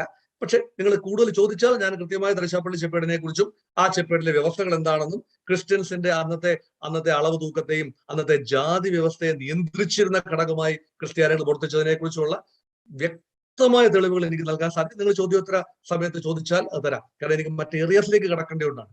പക്ഷെ ഞാൻ തലശ്ശാപ്പള്ളി ചെപ്പേട് ഊന്നി പറയും, കാരണം നമ്മൾ ചരിത്ര വിദ്യാർത്ഥിയെ സംബന്ധിച്ചിടത്തോളം അത് ഹൈന്ദവനായിക്കൊള്ളട്ടെ, നസ്രാണി ആയിക്കൊള്ളട്ടെ, മുസൽമാൻ ആയിക്കൊള്ളട്ടെ, for a student of genuine history, the first ever written document available in Kerala is the Tharishapalli copper plate of AD 849.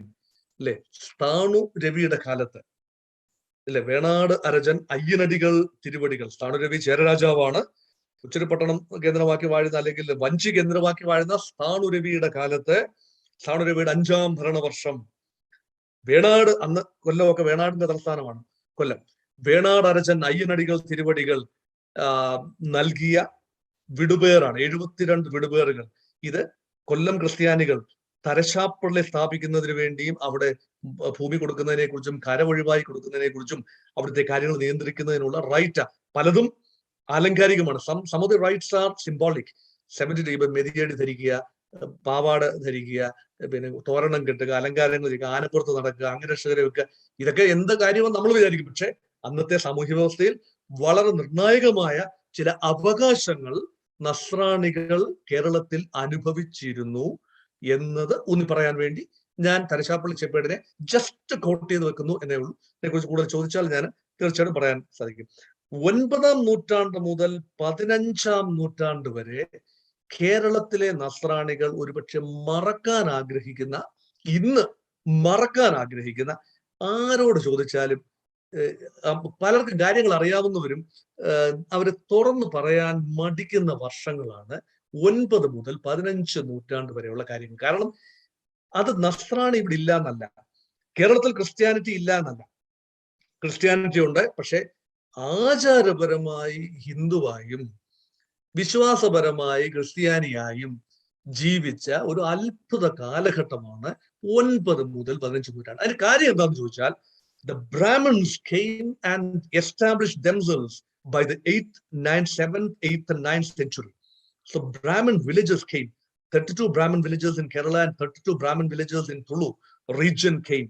They came from the Chola land and Pandya land and from the Carnatic region.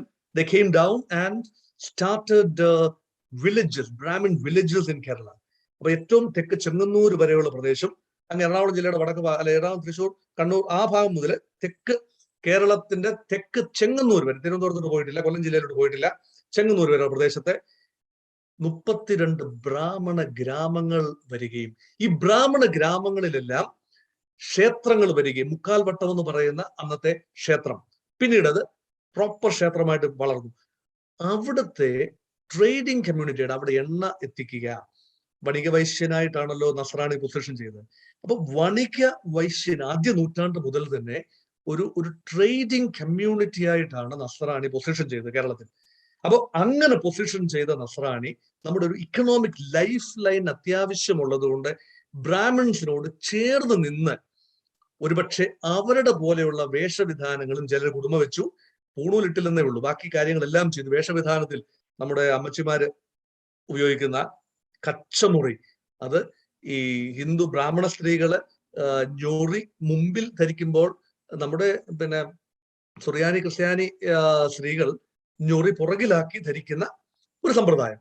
അതുപോലെ ഒരുപാട് പിന്നെ ഹൈന്ദവ രീതികൾ, മിന്നാകട്ടെ, താലിയിൽ നിന്നും ഉള്ള മിന്നുകെട്ടാകട്ടെ, മന്ത്രകോടിയാകട്ടെ, പുടവയാകട്ടെ, ഇതെല്ലാം അങ്ങനെ ഒരുപാട് കാര്യങ്ങൾ നമ്മൾ സ്വാംശീകരിച്ചു. അത് തെറ്റ് ഉണ്ടെന്ന് പറയാനൊക്കില്ല. ഉത്സവങ്ങളുടെ, പെരുന്നാളുകളുടെ ഇതെല്ലാം തന്നെ ബുദ്ധിസ്റ്റ് ആൻഡ് ഹിന്ദു മാത്രമല്ല, ഹിന്ദുമതം തന്നെ ബുദ്ധമത, ഗജപ്രദക്ഷിണം, പെരുന്നാള്, എഴുന്നള്ളത്ത്, ആറാട്ട്, ഇതെല്ലാം ബുദ്ധമത ആചാരങ്ങളിൽ നിന്നും ഹിന്ദുക്കൾ സ്വീകരിക്കുകയും ക്രിസ്ത്യാനികൾ സ്വീകരിക്കുകയും ഒക്കെ ചെയ്ത ആചാരങ്ങളാണ്.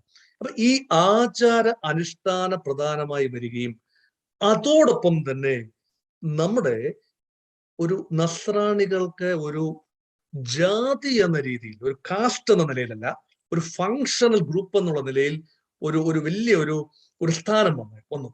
അപ്പൊ അതുകൊണ്ട് ജാതിക്ക് വലിയവനായി ഒരു മൂപ്പൻ രംഗപ്രവേശം ചെയ്യുന്നു, അല്ലെ? മൂപ്പൻ ആദ്യ നൂറ്റാണ്ടുകൾ മുതലേ ഉണ്ട്. മലങ്കര മൂപ്പൻ ഉണ്ട്. മലങ്കര മൂപ്പൻ അതിശക്തനമായി. അപ്പൊ മലങ്കര മൂപ്പന്റെ കീഴിൽ ചെറിയ സൈന്യങ്ങളുണ്ട്. ഏത് രാജാവിനെയും സഹായിക്കാൻ പോകുന്ന നസ്രാണി പട കൂടെയുണ്ട് എന്ന് വേണ്ട. സത്യം പറഞ്ഞാൽ കൊല്ലും കൊലയും ബഹുഭാര്യാത്വവും, അച്ഛന്മാർക്ക് പല പ്രാവശ്യം വിവാഹം കഴിക്കാം, അല്ലെ ബഹുഭാര്യാത്വമാകാം, അങ്ങനെ. അതുപോലെ പള്ളികളുടെ ഹൈക്കലകളിൽ നായർ പ്രമാണിമാരെ അടക്കുന്നത്. കാരണം നായരുടെ സ്ഥലത്തായിരിക്കും നമ്മൾ നസ്രാണികൾ പള്ളി വെച്ചിരിക്കുന്നത്. നായർ പ്രമാണിമാരെ നസ്രാണി പള്ളികളുടെ ഹൈക്കലയിൽ അടക്കുന്നു. നസ്രാണികളെ അതിന്റെ താഴെ ഒരു കുഴി മാന്തിയിട്ട് പള്ളിയുടെ അകത്ത് അടക്കം ചെയ്യുന്നു. അങ്ങനെയൊക്കെയുള്ള കാര്യങ്ങൾ പിന്നെ ഉദയംപേരൂർ സന്നഹദോസിന്റെ കാനോനുകളിൽ നിന്നാണ് പിന്നീട് അങ്ങനൊന്നും ചെയ്യരുത് എന്ന് പറയുമ്പോൾ അങ്ങനെ ചെയ്തിരുന്നു എന്ന സൂചനയാണ് നമുക്ക് കിട്ടുന്നത്. അതുപോലെ നായർ സ്ത്രീകൾ പള്ളികളിൽ വന്ന് ശ്രീരാമസ്തുതികൾ പാടുന്നത് നിരുത്സാഹപ്പെടുത്തണം എന്ന് പറയുമ്പോൾ ദാറ്റ് വാസ് ഹാപ്പനിങ് ആക്ച്വലി. അപ്പൊ ഒരുപാട് കൊടുക്കൽ വാങ്ങലുകൾ ആരോഗ്യപരമായും അനാരോഗ്യപരമായുമുള്ള കൊടുക്കൽ വാങ്ങലുകൾ ഉണ്ടായ വർഷങ്ങളാണ് അത്. അതുകൊണ്ടായിരിക്കാം ഒരുപക്ഷെ when Portuguese people came in the 16th century, they unleashed brutality. നമ്മളതിനെ ബ്രൂട്ടാലിറ്റി എന്ന് പറയുമ്പോഴും, ബ്രൂട്ടാലിറ്റി എന്ന് പറയുന്നത് അയ്യോ ഇത് അവർക്ക് സഹിക്കാൻ പറ്റാത്ത രീതിയിലുള്ള അക്രൈസ്തവമായ കാര്യങ്ങളാണ് ക്രൈസ്തവ നാമം പേറുന്ന ആളുകൾ ചെയ്തുകൊണ്ടിരുന്നത്. അതുകൊണ്ട് തന്നെ അവർ ശത്രുക്കളായി കാണാൻ തുടങ്ങി. നസ്രാണി പള്ളികളെയും നസ്രാണികളെയും ശത്രുക്കളായി കാണാൻ തുടങ്ങിയത് അതുകൊണ്ടാണ്. അപ്പൊ അതിന് നമ്മൾ കൊടുക്കുന്ന ഇപ്പൊ 20-ാം നൂറ്റാണ്ടിലോ 21-ാം നൂറ്റാണ്ടിലോ നമ്മൾ കൊടുക്കുന്ന ഒരു വേർഷൻ പൂർണ്ണമായി ശരിയായിക്കൊള്ളണമെന്നില്ല. അന്ന് ഒരുപക്ഷെ പോർച്ചുഗീസുകാർ ചെയ്തത് ഒരുപക്ഷെ ശരിയായിരുന്നിരിക്കും അവരുടെ കണക്കിൽ. കാരണം they came with Bible in their hand. They did it all in good purpose, but it ended out to be in bloodshed and also so much of burning of materials. അതാണ് ഏറ്റവും വലിയ ദുഃഖം എന്ന് പറയുന്നത്. പോർച്ചുഗീസുകാരുടെ കാലത്ത് നഷ്ടപ്പെട്ടു പോയ, അല്ലെങ്കിൽ അഗ്നിക്കിരയാക്കപ്പെട്ട, അവർ വേദവിപരീതം എന്ന് കരുതുന്ന ഗ്രന്ഥശേഖരം, അത് വളരെ വലിയ നഷ്ടം തന്നെയാണ്. അപ്പൊ അതുകൊണ്ട് നമ്മുടെ പൈതൃകത്തെ കുറിച്ചുണ്ടായിരുന്ന സകലമാന താളിയോല ഗ്രന്ഥങ്ങളും അഗ്നിക്കിരയാക്കപ്പെട്ടു. അതുപോലെ നസ്രാണി പള്ളികളുടെ പിന്നെ പല പള്ളികളും അടിസ്ഥാനം പോലും ഇല്ലാതെ തൊട്ട് നശിപ്പിച്ചു, ആസ്തികൾ വികലമാക്കപ്പെട്ടു എന്ന ഒരു പരിഭവം മാത്രമേ ഉള്ളൂ. പക്ഷേ അതേ കാലഘട്ടത്തിൽ നടന്ന മറ്റൊരു കാര്യമാണ് ഈ സഭയുടെ വൈദേശിക ബന്ധം. തോമസ് ലീഹ സ്ഥാപിച്ച സഭയിൽ വൈദേശിക ബന്ധമൊന്നുമില്ല. പക്ഷേ നമ്മൾ ഈ ഒരു ഹൈന്ദവ സഹോദരന്മാരുമായിട്ട് സംസാരിക്കുമ്പോൾ ഈ സഭയ്ക്ക് വൈദേശിക ബന്ധമാണ് ഉള്ളത് എന്നും നമ്മുടെ കൂറ് വിദേശത്തെവിടെയോ ആണ് എന്ന് പറയുമ്പോൾ അല്ല, ഇത് നമ്മുടേത് കിഴക്കിന്റെ സഭയാണ്, ഇവിടുത്തെ സഭയാണ്. കത്തോലിക്ക സഭയാണെങ്കിലും ആഗോള കത്തോലിക്ക സഭയുടെ കിഴക്കിന്റെ ഭാഗത്തുള്ള സഭയാണ് പിന്നെ കേരളത്തിലെ അല്ലെങ്കിൽ ഇന്ത്യയിലെ കത്തോലിക്ക സഭ എന്ന് പറയാനും നമ്മുടെ രാജ്യത്തുള്ള ഒരു കമ്മിറ്റ്മെന്റ് നമുക്ക് തുറന്നു പറയാനും കഴിയുന്നിടത്താണ് നമുക്ക് ശരിയായി സമ്മതിക്കാൻ പറ്റുക. അല്ലാതെ ഇപ്പം ഹൈന്ദവ സഹോദരന്മാർ പലപ്പോഴും ചോദിക്കുന്ന ഒരു പൊളൈറ്റായിട്ട് അവർ ചോദിക്കുന്ന ചോദ്യമുണ്ട്, ഞങ്ങളുടെ ജന്മഭൂമി ഇവിടെയാണ്, ഞങ്ങളുടെ കർമ്മഭൂമിയും ഇവിടെയാണ്, ഞങ്ങളുടെ പിതൃഭൂമിയും ഇവിടെ തന്നെയാണ്, ഞങ്ങളുടെ ധർമ്മഭൂമിയും ഇവിടെ തന്നെയാണ്, ഞങ്ങളുടെ പുണ്യ സ്ഥലങ്ങൾ അഥവാ പുണ്യഭൂമിയും ഇവിടെ തന്നെയാണ്. പക്ഷെ നിങ്ങൾ പറയുന്നു നിങ്ങളുടെ ജന്മഭൂമി ഇവിടെയാണ്, ഞങ്ങൾ സമ്മതിച്ചു തരുന്നു. നിങ്ങൾ പറയുന്നു നിങ്ങളുടെ കർമ്മഭൂമി ഇവിടെയാണ്, ഞങ്ങൾ സമ്മതിച്ചു തരുന്നു. നിങ്ങൾ ഈ രാജ്യത്തിന്റെ വിഭവങ്ങൾ ഉപയോഗിച്ചുകൊണ്ട്, നമ്മൾ ക്രിസ്ത്യാനികൾ ഈ രാജ്യത്തിന്റെ വിഭവങ്ങൾ ഉപയോഗിച്ചുകൊണ്ട് പിന്നെ നിന്ന് പഠിക്കുന്നു. പക്ഷേ നിങ്ങളുടെ പിതൃഭൂമിയും ഇവിടെ തന്നെയാണ്, കാരണം നിങ്ങളുടെ പിതാക്കന്മാർ ഇവിടെ ജനിച്ചു ജീവിച്ച് വളർന്നവരാണ്. പക്ഷെ നിങ്ങളുടെ പുണ്യഭൂമി എവിടെയാണ്? നിങ്ങൾ ജെറുസലേമിനെ നോക്കിയല്ലേ പ്രാർത്ഥിക്കുന്നത്? നിങ്ങളുടെ പുണ്യസ്ഥലങ്ങളെല്ലാം ഇന്ത്യക്ക് വെളിയിലല്ലേ? ഈ ചോദ്യത്തിന് ഉത്തരം പറയുമ്പോൾ സൂക്ഷിച്ച് ഉത്തരം പറയേണ്ട കാര്യമാണ്. ഒരു ഡിബേറ്റിലേക്ക് നീങ്ങുന്നതിന് മുമ്പ് വളരെ സൂക്ഷിച്ച് കൈകാര്യം ചെയ്യേണ്ട കാര്യമാണ്. കാരണം നമുക്ക് അങ്ങനെ ഒരു പുണ്യസ്ഥലം ഉണ്ട് എന്ന് പറയുമ്പോഴും നമ്മുടെ നാട്ടിലെ തന്നെ പുണ്യസ്ഥലങ്ങൾ എത്രയോ പുണ്യസ്ഥലങ്ങളാണുള്ളത്. ഒരു പ്രത്യേക ഇടത്തിന് പരിപാവനത കൽപ്പിക്കുന്ന തരത്തിലുള്ള ലോലമായ ഒരു വിശ്വാസമല്ല നമുക്ക്. ഒരു പ്രത്യേക ഇടത്ത് മാത്രം ഒരു ദിവ്യശക്തി ഉണ്ട് എന്ന് പറയുമ്പോൾ ക്രൈസ്തവ ദർശനത്തെ കുറിച്ച് നമുക്ക് എന്തറിവാണുള്ളത്? അപ്പൊ അതുകൊണ്ട് അത് കുറച്ചുകൂടെ വിശാലമായ അർത്ഥത്തിൽ ഉത്തരം പറയേണ്ട ഒരു കാര്യമാണ്. അതുകൊണ്ട് തീർച്ചയായും 9 മുതൽ 16 വരെയുള്ള നൂറ്റാണ്ടുകളിൽ സംഭവിച്ചത് ക്രിസ്ത്യാനികളെ സംബന്ധിച്ചിടത്തോളം വളരെ വേദനാജനകമായ കാര്യങ്ങളാണ്. പക്ഷെ പിന്നീടുള്ള മിഷണറി പ്രവർത്തനങ്ങൾക്ക് അതിനുശേഷമാണ് the era of empires, the era of European colonies, colonisation came. അപ്പൊ അത് വേറൊരു ഭാഗത്തേക്ക് നമ്മൾ നീങ്ങുകയാണ്. അവിടെ എഡ്യൂക്കേഷന്റെ പേര്. അപ്പം കൊളോണിയലിസം എന്ന് പറയുന്നത് 3 കൊളോണിയലിസം നമ്മൾ കണ്ടു. Portuguese colonialism, Dutch colonialism and also ultimately the biggest colonial master the British. അപ്പം ഇവര് കൊളോണിയൽ മാസ്റ്റേഴ്സ് 16-ാം നൂറ്റാണ്ട് മുതൽ ഇവിടെ സജീവമാണ്. ആദ്യം പോർച്ചുഗീസുകാരാണ്. അവർ സ്വല്പം ബ്രൂട്ടലായിരുന്നു എന്നൊക്കെ പറയുമ്പോഴും 1540 ഈ ഫ്രാൻസിസ്കൻ മിഷണറിമാരെ സ്ഥാപിച്ച ഫ്രാൻസിസ് സേവിയറും സ്ഥാപിച്ച ആ സ്കൂൾ ഗോവ കേന്ദ്രമാക്കിയായിരുന്നു പോർച്ചുഗീസുകാർ പ്രവർത്തിച്ചിരുന്നത്. അവർ പിന്നീട് കൊച്ചി കേന്ദ്രമാക്കി. പക്ഷെ ഗോവ കേന്ദ്രമാക്കി പ്രവർത്തിച്ചിരുന്നവര് സ്ഥാപിച്ച സ്കൂളിനെ നമുക്ക് മറക്കാൻ പാടില്ല. അപ്പം 1499 മുതൽ 1600 വരെയുള്ള ഒരു കാലഘട്ടത്തിൽ ഒരു ചെറിയ തോതിലുള്ള ഒരു ആക്ടിവിറ്റി, ഒരു മിഷണറി ആക്ടിവിറ്റി ഉണ്ടായിരുന്നു. കത്തോലിക്ക മിഷണറിമാരാണ്. അവര് തുടങ്ങി വെച്ചു. Jesuits, Franciscans, Dominicans, Carmelites and Capuchins. അപ്പം ഇവരെല്ലാം കത്തോലിക്ക സഭയുമായി ചേർന്ന് നിൽക്കുന്ന സന്യാസ സമൂഹങ്ങളാണ്. ഈ സന്യാസ സമൂഹങ്ങളുടെ പ്രവർത്തനത്തിലൂടെ ഇന്ത്യയുടെ കേരളത്തിലെ മാത്രമല്ല, ഇന്ത്യയുടെ സമസ്ത കേരളം മാത്രമായിരുന്നില്ല അവരുടെ പ്രവർത്തന മേഖല. എംപയർ എന്ന് പറയുന്നത് കുറച്ചുകൂടെ വിശാലമായ അർത്ഥത്തിലാണ്. അപ്പൊ ഈ 1599 വരെ ഉദയംപേർ സുനഹദോസിന് ശേഷം ഉണ്ടായ മാറ്റങ്ങൾ എന്ന് പറയുന്നത് കുറച്ചുകൂടി ഒരു വൈഡർ റീച്ച് ഉണ്ടായി ക്രിസ്ത്യാനിറ്റി. അപ്പം സമൂഹത്തിലെ ചില പ്രവണതകൾക്കെതിരെ അല്ലെങ്കിൽ സമൂഹത്തിലെ ചില പ്രവണതകളോട് ക്രിയാത്മകമായി പ്രവർത്തിക്കാൻ ശ്രമിച്ചു. ഡച്ചുകാരുടെ കോൺട്രിബ്യൂഷൻസ് വളരെ കുറവാണ്. എഡ്യൂക്കേഷൻ ഫീൽഡിലും സോഷ്യൽ ഫീൽഡിലും പ്ലാന്റേഷൻ കൾട്ടിവേഷനിലും ഒക്കെ സംസാരിച്ചു. കാരണം അത് ഒരു ലാർജ് ഡിബേറ്റിൽ ചെറുതായിട്ട് തമസ്കരിക്കപ്പെട്ടു പോകുന്ന ഒരു കാര്യമാണ്. പ്രൊട്ടസ്റ്റന്റ് മിഷണറിമാരായിരുന്നവര്. ബ്രിട്ടീഷുകാരുടെ കാലം വന്നപ്പോൾ സമൂലമായ പരിവർത്തനമാണ് സംഭവിച്ചത്. അപ്പം ഇംഗ്ലീഷ് ഭരണഭാഷയായിരുന്നു. അപ്പം ഈസ്റ്റ് ഇന്ത്യ കമ്പനിയുടെ കാലത്ത് തന്നെ ഇംഗ്ലീഷ് എന്ന് പറയുന്നത് 1858 the crown, British crown took over India's administration. അപ്പം 1858 മുൻപ് തന്നെ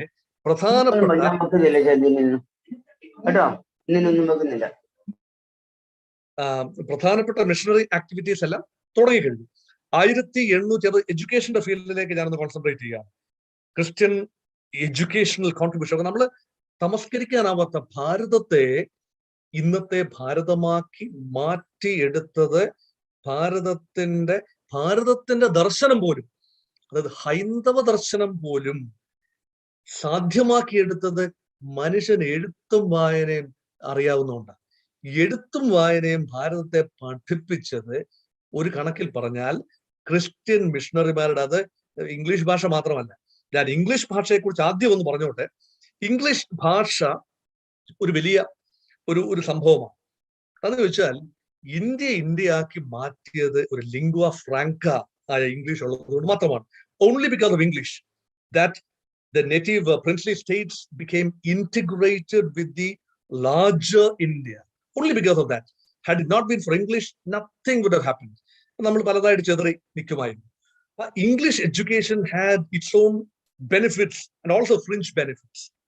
സർക്കാർ സർവീസിലെ ജോലി, ഇപ്പം സായിപ്പന്മാരെ സംബന്ധിച്ചിടത്തോളം 2 തരം സായിപ്പുണ്ട്. 1800 മുതൽ 1800 1900-കളിലും 2 തരം സായിപ്പുകളുണ്ട്. ഒരു തരം എന്ന് പറയുന്നത് ഭരണവർഗമാണ്. മക്കാളെ പ്രഭുവും വെല്ലിംഗ്ടൺ പ്രഭുവും ഇവരെല്ലാം ഭരണവർഗമാണ്. they were governors, or they were governor general, or they were civil service officers and high ranking officials. They were British masters. The others were Christian missionaries who came from United Kingdom. അന്നത്തെ ബ്രിട്ടനിൽ നിന്നും, great ബ്രിട്ടനിൽ നിന്നും കടന്നു വന്ന മിഷണറിമാർ. Great ബ്രിട്ടനിൽ നിന്ന് മാത്രമല്ല, ജർമ്മനിയിൽ നിന്നാണ്, ഗുണ്ടർട്ടിനെ പോലുള്ള ആൾ ജർമ്മനിയിൽ നിന്ന് കടന്നു വന്നിട്ടുണ്ട്. അങ്ങനെ പല ഭാഗത്തുനിന്ന്, യൂറോപ്പിന്റെ പല ഭാഗത്തുനിന്നും വന്ന ക്രിസ്ത്യൻ മിഷണറിമാരാണ് രണ്ടാമത്തെ വിഭാഗം. പലപ്പോഴും ഈ 2 വിഭാഗങ്ങൾ തമ്മിൽ അതിഭയങ്കരമായ വടംവലി ഉണ്ടായിട്ടുണ്ട്. For one segment, they wanted to preserve the society. All that they wanted was to plunder, to rule, to extract the most. ഇത് മാത്രമാണ് ബ്രിട്ടീഷ് ഭരണാധികാരികൾ. അവരൊക്കെ പറയും വൈറ്റ് മാൻസ് ബർഡൻ എന്നും, അല്ലെ, വെള്ളക്കാരന്റെ ചുമതലയാണ് ഭാരതത്തെ ഒന്ന് വിദ്യാഭ്യാസം നടത്തിയെടുക്കേണ്ടത്, അതുകൊണ്ട് വൈറ്റ് മാൻസ് ബർഡൻ, വെള്ളക്കാരന്റെ ബർഡനാണ് ഭാരതീയനെ ഇംഗ്ലീഷ് പഠിപ്പിക്കുക, അങ്ങനെ വിവരം വെപ്പിക്കുക, കാരണം ഇംഗ്ലീഷ് ആണല്ലോ വിവരം, അപ്പൊ വിവരം വെപ്പിക്കുക. ഇതൊക്കെ ഒരു മിഥ്യാധാരണയാണ്. അതൊരു വശത്ത്. മറുവശത്ത് Anglican missionaries, CMS missionaries, LMS missionaries, Basil mission, whatever, all these missionaries concentrated on education. By education, they want to reform the society. If they want to reform the society, they need to know what is what. They have to understand how to read and write. They have to understand what our culture is. They have to understand what their belief is. നമുക്ക് വേണമെങ്കിൽ പറയാം, we can argumentatively say that സായിപ്പന്മാർ വന്ന്, British മിഷണറിമാർ വന്ന് നമുക്ക് English സ്കൂളുകളും കോളേജുകളും സ്ഥാപിച്ചു. എന്തിനാ? നമുക്ക് വിവരം വെപ്പിക്കാനല്ല, നമ്മളെ ഇംഗ്ലീഷ് പഠിപ്പിക്കാനല്ല, മറിച്ച് അവരുടെ വിശ്വാസം നമ്മളിലേക്ക് അടിച്ചേൽപ്പിക്കാനായി ഉള്ള ഉപാധി എന്ന നിലയിൽ. പൂർണ്ണമായി ഞാൻ നിഷേധിക്കുന്നില്ല. അങ്ങനെ ഒരു മോഹം ചില മിഷണറിമാർക്കെങ്കിലും ഉണ്ടായിരുന്നിരിക്കാം. ഒരുപക്ഷെ ഇംഗ്ലീഷ് പഠിക്കുന്നത് കൊണ്ട്, ബൈബിൾ ഇംഗ്ലീഷിലേക്ക് ട്രാൻസ്ലേറ്റ് ചെയ്യുന്നതുകൊണ്ട്, അല്ലെ ഇംഗ്ലീഷ് ഭാഷയിൽ നിന്നും വെർനാക്കുലർ ലാംഗ്വേജസിലേക്ക് ബൈബിൾ ട്രാൻസ്ലേറ്റ് ചെയ്യുന്നത് കൊണ്ട് ഒരുപക്ഷെ അതിൽ നിന്നും പ്രചോദനം ഉൾക്കൊണ്ടുകൊണ്ട് വിശ്വാസത്തിലേക്ക് വരാൻ ആരെങ്കിലും താല്പര്യപ്പെടുന്നുണ്ടെങ്കിൽ എന്തുകൊണ്ടായിക്കൂടാ? സോഷ്യൽ മൊബിലിറ്റി, അന്ന് കാസ്റ്റിസം കുട്ടികുത്തി വാഴുന്ന കാലമാണ്.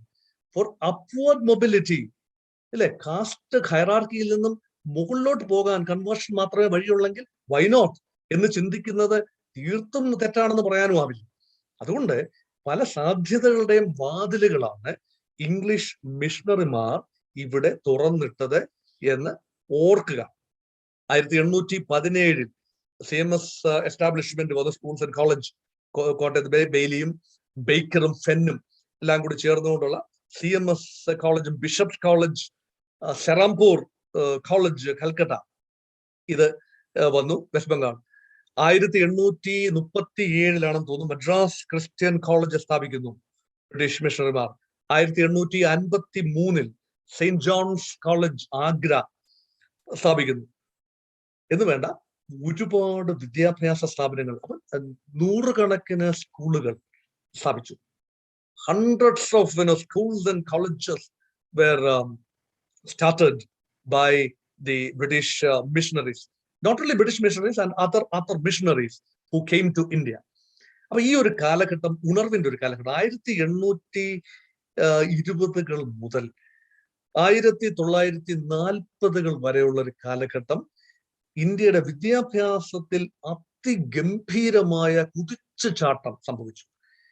ഈ ഒരു കുതിച്ചുചാട്ടം, that the great leap forward catapulted the middle income groups and middle caste and even the lower caste people into highest echelons of social respectability, only because of English education, only because of education per se. കാരണം ഈ സമൂഹത്തിലെ transformation വരണമെങ്കിൽ വിവരം ഉണ്ടാകണമെങ്കിൽ വിദ്യാഭ്യാസം ഉണ്ടാകണം. വിദ്യാഭ്യാസം ആരുടെയും കുത്തകയല്ല. ഇപ്പം സംസ്കൃതം മാത്രം പഠിക്കുന്ന ഒരു കാലഘട്ടത്തിൽ മറ്റു ഭാഷകൾ വേണ്ട എന്ന് ചിന്തിച്ച ഒരു കാലം, ഞാൻ ഭാഷകളുടെ വികാസത്തിലേക്കും വരാം. അപ്പൊ ആ ഒരു കാലഘട്ടത്തിൽ വിദ്യാഭ്യാസത്തിന് അതിഗംഭീരമായ പ്രാധാന്യമാണ്. അപ്പൊ സോഷ്യൽ ട്രാൻസ്ഫോർമേഷന് വിദ്യാഭ്യാസം പ്രധാനപ്പെട്ടതാണ്. അത് കൊണ്ടുവന്നത് ഈ ഹിന്ദു മിഷണറിമാരുടെയോ അല്ലെങ്കിൽ മറ്റ് ഗവൺമെന്റിന്റെയോ പോലും ഇടപെടലുകളല്ല, ബ്രിട്ടീഷ് ഗവൺമെന്റിന്റെ ഇടപെടലുകളല്ല. മറിച്ച് ഇതിനെ വേറിട്ട് കാണണം. ബ്രിട്ടീഷുകാർ കോളേജുകൾ സ്ഥാപിച്ചു എന്ന് പറയുന്നതിനേക്കാൾ നല്ലത് മിഷണറിമാർ കോളേജുകളും സ്കൂളുകളും സ്ഥാപിച്ചു എന്ന് പറയുന്നതാണ് കുറച്ചുകൂടി ഭംഗി. അതാണ് സത്യവും. ഈ ഭാഷകളുടെ കാര്യത്തിലേക്ക് വരാം. അപ്പം ഭാഷകളുടെ കാര്യം നമുക്ക് അധികം പലരും മനസ്സിലാക്കാത്ത ഒരു കാര്യം, ക്രൈസ്തവരെയൊക്കെ അടച്ചാക്ഷേപിക്കാനായി ഹിന്ദി ഭാഷയിൽ നടത്തുന്ന ജൽപ്പനങ്ങൾ പലപ്പോഴും കേൾക്കുമ്പോൾ, ഈ ഹിന്ദി ഭാഷ എന്ന ഭാഷ ആദി ശങ്കരന്റെ കാലം മുതലെയോ അല്ലെങ്കിൽ അതുക്കും മുമ്പെയോ അല്ലെങ്കിൽ പരശുരാമൻ മഴുപറഞ്ഞ കാലത്തെ ഉള്ള ഭാഷയാണ് ഹിന്ദി ഭാഷ എന്ന് ചിന്തിച്ചാൽ ഇതൊക്കെ കണ്ണടച്ചിട്ട്, അതാണല്ലോ പോസ്റ്റ് സത്യാനന്തര ലോകം. ഇപ്പം എത്രയോ കാലമായിട്ട്, ലക്ഷക്കണക്കിന് വർഷമായിട്ട് ഇന്ത്യ ഉണ്ടായിരുന്നു എന്ന് പറയുന്നത് പോലെയാണ് ഈ പറയുന്ന 10,000 വർഷമായിട്ട് ഈ ഹിന്ദി ഭാഷ ഉണ്ടായിരുന്നു പറയാൻ. അങ്ങനെ ഒരു ഭാഷയെ ഉണ്ടായിരുന്നില്ല. ഹിന്ദി എന്ന പേരിൽ ഒരു ഭാഷ, ഹിന്ദുസ്ഥാനി ഉണ്ടായിരുന്നു, ഹിന്ദി എന്ന പേരിൽ ഒരു ഭാഷ ഉണ്ടായിരുന്നില്ല. ഇന്ത്യയിൽ ഈ വാമൊഴിയായി പറഞ്ഞിരുന്ന 1662 ഭാഷകൾ ഉണ്ടായിരുന്നു. There are 1662 languages, mostly oral ones, not having much of a script, out of which at least 230 languages in India had some kind of a script. 20-30 languages had a pakka script. ഈ ഒരു കാലഘട്ടത്തിൽ നിന്നാണ് മിഷണറിമാർ പ്രവർത്തനം തുടങ്ങുന്നത്. അപ്പം ഈ പലപ്പോഴും ഈ ഒറീസ സംസ്ഥാനത്ത് തന്നെ പല ഭാഷകൾ, മധ്യപ്രദേശിന്റെ പല ഭാഗങ്ങളിൽ പല ഭാഷകൾ, ഇപ്പൊ ലോക്കൽ ഡയലക്ട്സ് ആണ്, കൊച്ചു കമ്മ്യൂണിറ്റി, എത്രയോ നാട്ടുരാജ്യങ്ങളാണ്, ഇവിടെ എല്ലാം ഭാഷാ വകഭേദം. അവിടെ നിന്നുകൊണ്ടാണ് ഹിന്ദി എന്ന ഭാഷ വികസിപ്പിച്ചെടുക്കാൻ Samuel Henry Kellogg, Christian missionary called Samuel Henry Kellogg, is singularly responsible for the development of Hindi as a language. Development, a script is provided, a dictionary is provided, and a language is provided, grammar is provided by one man, assimilating 12 Boli bhashas in the central Indian region, ഇന്നത്തെ മധ്യപ്രദേശ്, മഹാരാഷ്ട്ര, ഛത്തീസ്ഗഡ്, രാജസ്ഥാൻ, സദർൺ ഉത്തർപ്രദേശ്, ബീഹാർ, ഈ പ്രദേശങ്ങളിലെല്ലാം കൂടി ഉണ്ടായിരുന്ന 12 തദ്ദേശീയമായ vernacular ഭാഷകളെ സമന്വയിപ്പിച്ച് ഹിന്ദി എന്ന രൂപത്തിലെ ഭാഷ ഉണ്ടാക്കി അത് ഒരു വാമൊഴി ഭാഷയെ വരമൊഴി ഭാഷയായി മാറ്റിയെടുത്തതിന് ഇംഗ്ലീഷ് മിഷണറിയായ സാമുവൽ ഹെൻറി കെലോഗിനോട് നമ്മൾ കടപ്പെട്ടിരിക്കുന്നു. ഇനി പറയുക, ഹിന്ദി ഭാഷയിൽ ക്രിസ്ത്യാനികളെ കുറ്റം പറയുന്നത് ആ ഭാഷയോട് കാട്ടുന്ന, ഇപ്പൊ നമ്മുടെ എത്രയോ നേതാക്കൾ, ഭാരതത്തിന്റെ സമുന്നതരായ നേതാക്കൾ ഹിന്ദി ഭാഷയിൽ അമ്മാനമാടുന്നു, അല്ലെ? ഭാഷയുടെ ചാരുത പൂർണ്ണമായും പ്രയോഗിക്കുന്ന എത്രയോ വിഖ്യാതരായ നേതാക്കളെ നമ്മൾ കാണുന്നു.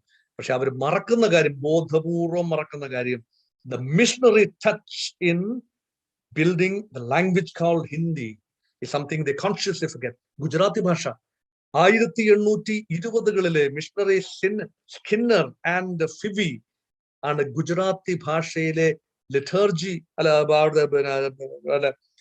ഡിക്ഷണറി തയ്യാറാക്കുന്നതും അതുപോലെ തന്നെ ഒരു പ്രസിദ്ധീകരണം തുടങ്ങുന്നതും 1880 ബാക്ക് ഇൻ 1920s. മറ്റേത് 1880-കളിലാണ്.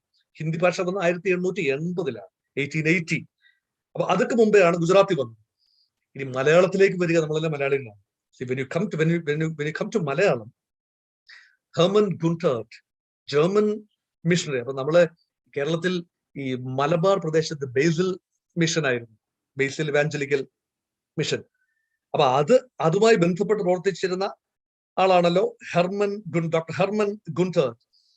അപ്പൊ അദ്ദേഹം 1847 രാജ്യസമാചാരം എന്ന് പറയുന്ന ന്യൂസ് പേപ്പർ ഇറക്കുന്നു. 1859 മലയാള ഭാഷാ വ്യാകരണം, അതായത് ഒരു grammar book, first ever grammar book in Malayalam. അതായത് അന്നാണ് വ്യാകരണം ഉണ്ടായത്. തുഞ്ചത്തെഴുത്തച്ഛന്റെ കാലത്തെ മലയാളമുണ്ട്. ഭാഷയൊന്നും കണ്ടുപിടിച്ചത് അവരാണെന്ന് ആരും പറയുന്നില്ല. പക്ഷേ വ്യാകരണത്തിന് ക്ലിപ്തത ഉണ്ടായി. അത് മാത്രമല്ല, മലയാളം ഇംഗ്ലീഷ് ഡിക്ഷണറി 3 വോള്യങ്ങളുള്ള വിഖ്യാതമായ doctor Hermann Gundert's dictionary, Malayali എന്നും കടപ്പെട്ടിരിക്കുന്ന മലയാള ഭാഷ സംസാരിക്കുന്ന എല്ലാവരും ഗുണ്ടർട്ടിനോട് കടപ്പെട്ടിരിക്കുന്നു. അതുപോലെ തന്നെ ബെഞ്ചമിൻ ബെയ്ലിയോടും കടപ്പെട്ടിരിക്കുന്നു. ഈ ഭാഷയൊന്ന് അച്ചടിച്ച് വായിച്ചെങ്കിലല്ലേ നമുക്ക് ഭാഷ വഴങ്ങൂ. അല്ലാതെ ഭാഷ വെറുതെ വാമൊഴിയായിട്ട് പറഞ്ഞുകൊണ്ട് മാത്രം വ്യാകരണം ഉണ്ടായിട്ട് കാര്യമില്ലല്ലോ. 1821 printing press was brought by Benjamin Bailey. പിന്നീട് പല പ്രസ്സുകളും ഉണ്ടായി.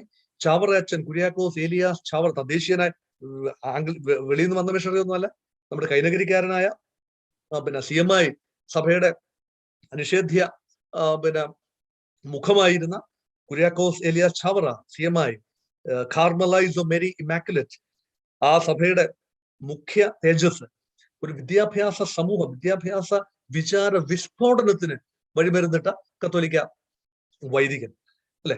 അപ്പം സാമൂഹ്യ പരിഷ്കർത്താക്കും വൈദികനും. അപ്പൊ ശ്രീനാരായണ ഗുരുവോ ചട്ടമ്പി സ്വാമികളോ വൈക്കം മുഹമ്മദ് മൗലവിയോ ഒക്കെ സാമൂഹ്യ നവോത്ഥാനത്തിന്റെ വിത്തുകൾ പാകുന്നതിന് എത്രയോ മുമ്പ് തന്നെ ഈ പറയുന്ന ചാവറ അച്ഛൻ ഈ സാമൂഹ്യ നവോത്ഥാനത്തിന്, കാരണം പുലേരുമായിട്ടിരുന്നുള്ള പന്തി ഭോജനവും ദളിത് വിദ്യാർത്ഥികൾക്ക് ഉച്ചയ്ക്ക് ഊണ്, സൗജന്യ ഉച്ചയൂണ് പദ്ധതിയും എന്ന് വേണ്ട പ്രിന്റിംഗ് പ്രസിന്റെ സ്ഥാപനത്തോടു കൂടി തന്നെ ഒരു വിചാര വിസ്ഫോടനം അവിടെ നടന്നു കഴിഞ്ഞു. അപ്പൊ അതൊരു വലിയ കോൺട്രിബ്യൂഷനാണ്.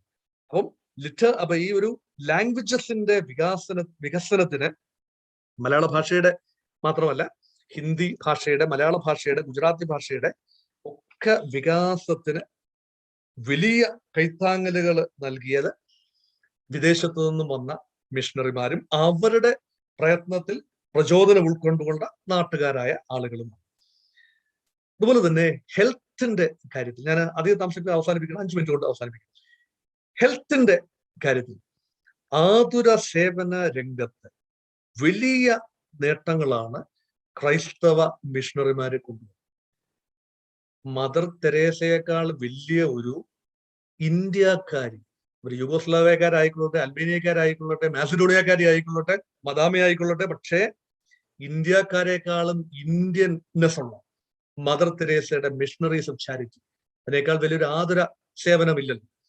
അതുപോലെ Vellore medical college, Christian medical college Vellore, Christian medical college Ludhiana അല്ലെ. CMC വെല്ലൂരിന്റെ സ്ഥാപക എന്ന് പറയുന്നത് ഐഡ സ്കഡർ ആണ്. ഒരു ബ്രിട്ടീഷ് മിഷണറിയുടെ മകളാണ്. പ്രസവവേദന എടുത്ത് ആശുപത്രിയിൽ പോകാൻ നിവൃത്തിയില്ലാതെ ഇരുന്ന വനിതകൾ ഓരോരുത്തരുടെ, മുസ്ലിം സ്ത്രീ, ഒരു ക്രിസ്ത്യൻ സ്ത്രീ, ഒരു ഹിന്ദു സ്ത്രീ പിടഞ്ഞു വീണ് മരിക്കുന്നത് നേരിട്ട് കണ്ട് അനുഭവിച്ച ഐഡ സ്കഡർ സ്ത്രീകൾക്ക് ആതുര സേവന സ്നേഹത്തേക്ക് വന്നെങ്കിൽ മാത്രമേ അവരെ കൊണ്ട് പ്രസവം എടുപ്പിക്കാൻ പറ്റൂ. നമ്മുടെ മാമൂലകളൊന്നും മാറില്ല. അതുകൊണ്ട് സ്ത്രീ വിദ്യാഭ്യാസത്തിന് വേണ്ടി തുടങ്ങിയ ആതുര ആലയമാണ് ക്രിസ്ത്യൻ മെഡിക്കൽ കോളേജ് വെല്ലൂർ, അതുപോലെ ലൂധിയാന. ഇങ്ങനെ ആതുര സേവന രംഗത്തെ ക്രിസ്ത്യാനികളുടെ Christian hospitals and medical colleges എത്ര എണ്ണമാണ് ഇന്ത്യയിൽ. അപ്പം medical and engineering colleges, medical കോളേജസിനോ യൂണിവേഴ്സിറ്റി നിലവാരമുള്ള, ഞാനൊരു കണക്ക് വിക്കിപീഡിയയിൽ നോക്കിയെടുത്തതാണ്. കണക്കിൽ അതിനകത്ത് ഒരു ഇന്ത്യയുടെ മൊത്തം വിദ്യാഭ്യാസ ഒരു ഇതിൽ 137 പിന്നെ നമ്മുടെ ഒരു കോളേജുകളെ university ഗ്രേഡിലാണ്.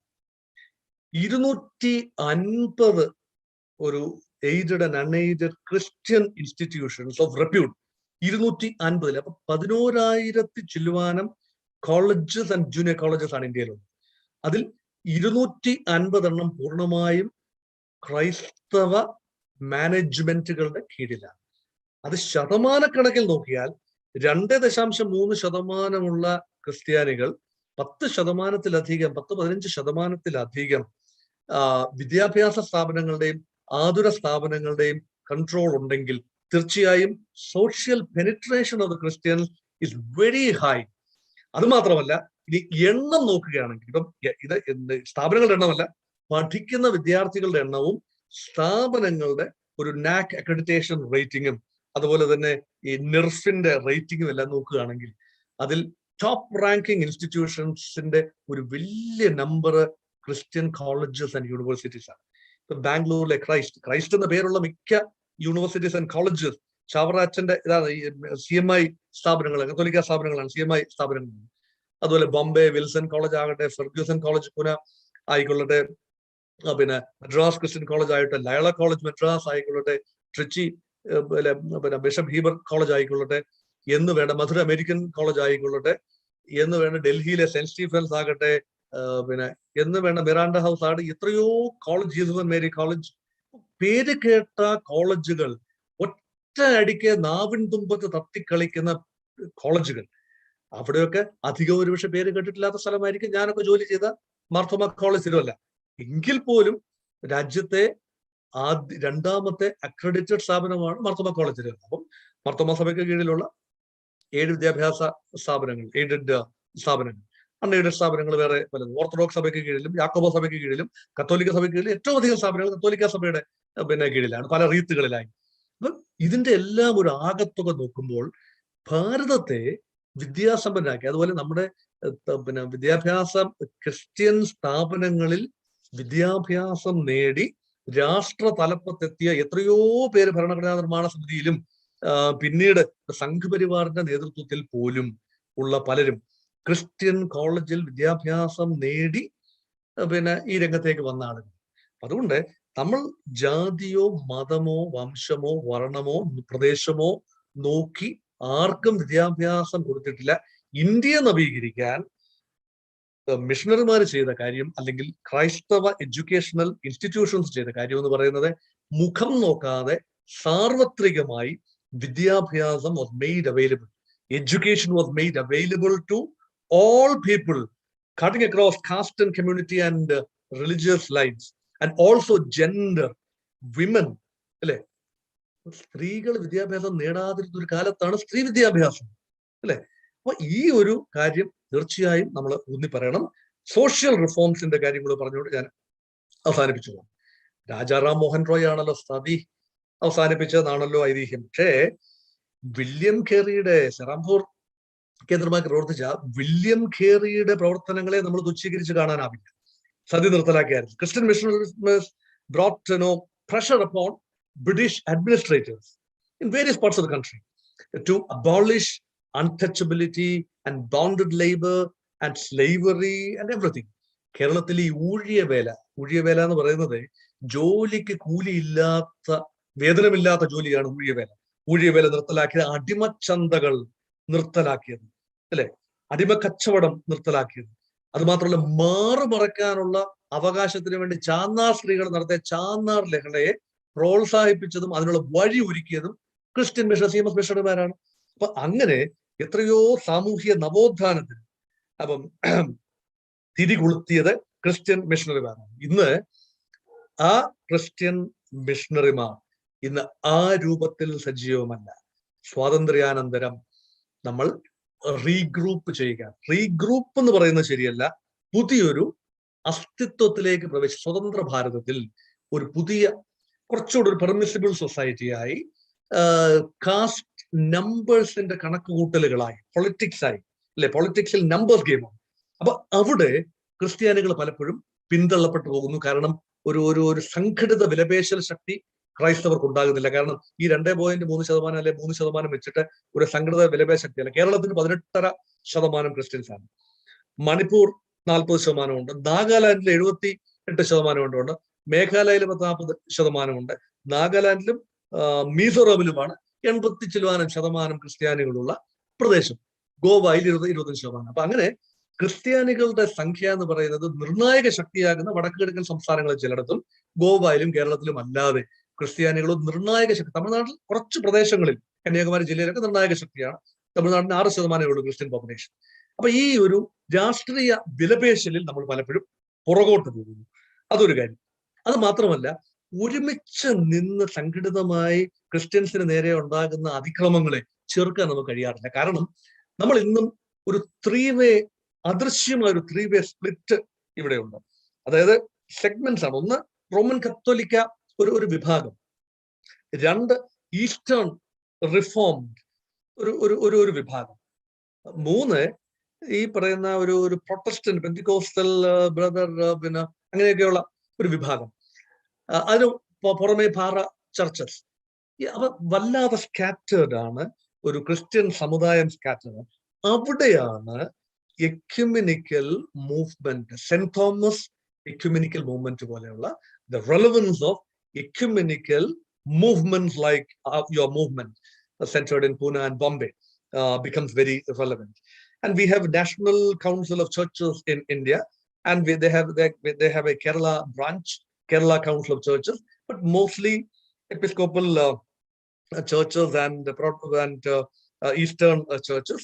And YMCA certainly is an ecumenical youth, or the largest ecumenical youth body, having near about 800 or 900 YMCAs in India.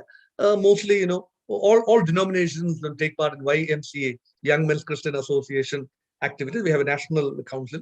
I am part of it. I am supposed to be the media and communications chairman of the National Council of YMCAs. So ഇതെല്ലാം ecumenical പ്രസ്ഥാനങ്ങളാണ്. അപ്പം ecumenical അടിത്തറ കുറച്ചുകൂടി ശക്തിപ്പെടുത്തണം എന്ന ഒരു നിർദ്ദേശമാണ് എനിക്ക് നിങ്ങളോട് പങ്കുവയ്ക്കാൻ ഉള്ളത്.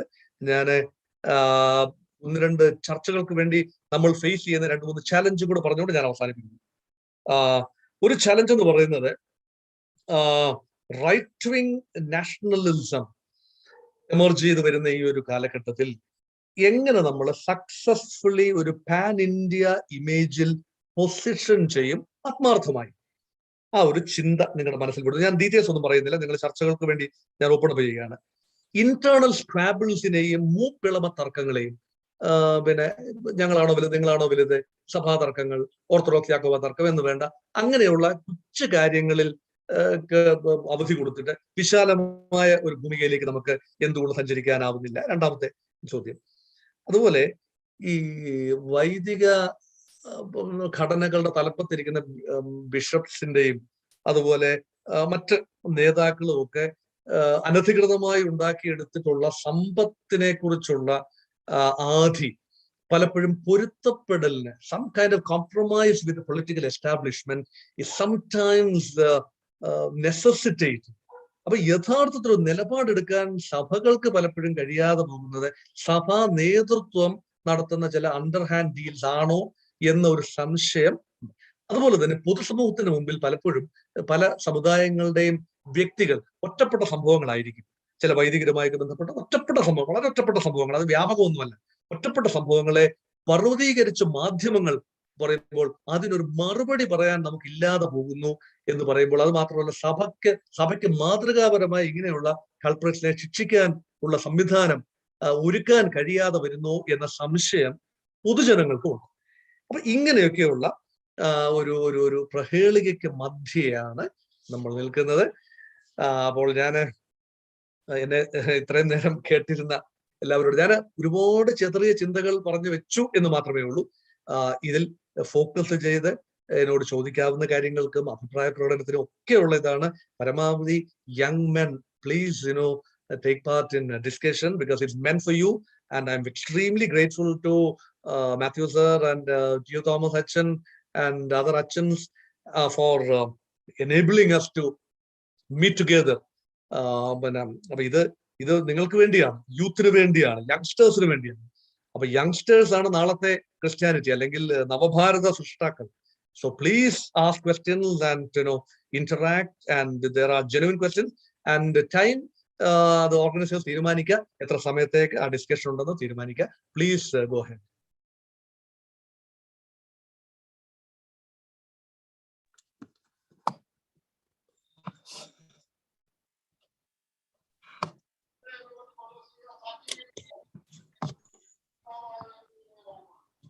മത്തി സാർ, എന്തോ അടുത്ത ചോദ്യോത്തര വേള പറഞ്ഞു.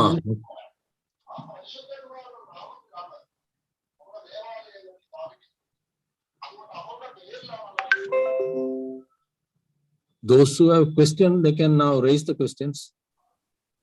Can be comments and questions or opinion or anything. Yeah, observations. Yeah, observation, anything. Yeah, welcome.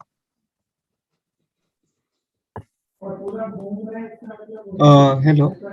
Jinod Kurian. ഞാൻ അൺമ്യൂട്ട് ചെയ്തതേ ഉള്ളൂ. ഒരു ക്വസ്റ്റ്യൻ എനിക്കത് ചോദിച്ചോട്ടെ. AD 52 ജുഡായിസത്തിന്റെ ആചാരത്തിലൂടെ ക്രിസ്ത്യാനി ഇന്ത്യയിൽ വന്നു എന്ന് നമ്മൾ പഠിച്ചു. ആദ്യമായിട്ട് വന്നത് കേരളത്തിലാണെന്ന് നമുക്ക് സ്ഥാപിക്കാൻ സാധിക്കും. ഒന്നാമത്തെ ചോദ്യം. രണ്ടാമത്തെ ചോദ്യം, AD 9 മുതൽ 9-ാം നൂറ്റാണ്ട് മുതൽ 15-ാം നൂറ്റാണ്ട് വരെ നമുക്ക് ക്രിസ്ത്യാനികളെ കുറിച്ച് പറയുവാൻ ഒന്നുമില്ല, ചരിത്രത്തിലൊന്നുമില്ല എന്നാണ് പറഞ്ഞത്. അപ്പോൾ ഇന്നത്തെ ക്രിസ്ത്യാനികൾ ഇന്നുള്ളത് ആദ്യം മുതലേ 52 AD 52 മുതൽ ഉള്ളതാണോ, അതോ മിഷണറിമാർ വന്നു കഴിഞ്ഞിട്ട് അവരിൽ നിന്നുണ്ടായ ക്രിസ്ത്യാനികളാണോ എന്നൊന്ന് പറയാം. Okay, right. That is very good that that question came, because this is one fundamental question that is haunting a lot of Christians now, because very many of us are unsure whether we have been there for 2000 years, and how many of us have been here for 2000 years, and how many people had their forefathers coming from that many generations, near about 80 generations, right? So this is the big question. Idile ഇന്ത്യയിലെ ക്രിസ്ത്യാനി, ഇപ്പൊ കേരളത്തിലെ നസ്രാണി സമൂഹം എന്ന് പറഞ്ഞാൽ അതിന് മറ്റൊരു നിറമാണ്. ഭാരതത്തിലെ, നമ്മുടെ വിഷയം ഭാരതത്തിലെ ക്രൈസ്തവ സമൂഹം എന്നാകുമ്പോൾ അതിന്റെ ഒരു കളർ എന്ന് പറയുന്നത് വിവിധ ധാരകളിലായി പല സമയങ്ങളിലായി എത്തിച്ചേർന്ന ഒരു ജനസാമാന്യമാണ് ഭാരതത്തിലെ ക്രൈസ്തവ സമൂഹം. കേരളത്തിലെ മാത്രം നോക്കിയാൽ കേരളത്തിൽ ആദ്യം വന്നു എന്ന് ഞാൻ വിശ്വസിക്കുന്നില്ല. കാരണം AD 52 അടുപ്പിച്ച് വന്നു എന്ന് തന്നെ ഞാൻ വിശ്വസിക്കുന്നു. കാരണം കേരളത്തിൽ ആണോ പാർത്ഥിയ, ഞാൻ നേരത്തെ പറഞ്ഞ ഗോണ്ടഫോർസിന്റെ രാജ്യമായ പാർത്ഥിയായും ഇന്ത്യ എന്ന് തന്നെയാണ് അറിയപ്പെട്ടിരുന്നത്. അത് ഇന്നത്തെ പാകിസ്ഥാൻ ഒക്കെയാണ്. ഗാന്ധാർ രാജ്യം, അഫ്ഗാനിസ്ഥാൻ, പാകിസ്ഥാൻ, ആ ഒരു ബെൽറ്റാണ്. ലാഹോറിന്റെ അടുത്ത് വരെയുള്ള പ്രദേശത്തു നിന്ന് ക്രിസ്ത്യൻ സിംബൽസ് അടുത്ത സമയത്ത് കുഴിച്ചെടുത്തിട്ടുണ്ട്. അതെല്ലാം 1-ാം നൂറ്റാണ്ടിലെയാണ്. അപ്പൊ ഗോണ്ടഫോറസിന്റെ കാലത്ത് ഗോണ്ടഫോറസ് എന്ന രാജാവ് തന്നെ ഉണ്ടായിരുന്നില്ല എന്ന് പറഞ്ഞിരുന്നു അടുത്ത കാലം വരെ. ഈ അടുത്ത സമയത്ത് ഗോണ്ടഫോറസിന്റെ ഹിസ്റ്റോറിസിറ്റി നമ്മൾ എസ്റ്റാബ്ലിഷ് ചെയ്തു. അപ്പൊ historically speaking there was a Christian presence in the Gondophoros Empire in Pak belt. Okay, so we can call it the first ever Christian thing, but we can't be 100% sure whether St. Thomas came there. പക്ഷെ ആക്ട തോമ വിശ്വസിക്കാമെങ്കിൽ സാധ്യത കുറവല്ല. പക്ഷെ കേരളത്തിൽ വന്നത് അവിടെ നിന്ന് നേരെ വന്നതല്ല, തിരിച്ച് സെന്റ് തോമസ് പോയതിനു ശേഷം AD 52 വന്ന സെന്റ് തോമസ് തീർച്ചയായും ഇവിടെ ക്രിസ്ത്യാനിറ്റിക്ക് തുടക്കം കുറിച്ചു എന്ന് തന്നെയാണ് ഞാൻ സ്ഥാപിക്കാൻ ശ്രമിച്ച കാര്യം. 9-ാം നൂറ്റാണ്ട് വരെ വലിയ വളർച്ചയൊന്നും ഇല്ലാതെ ഇത് പോയി എന്നതാണ് സത്യം.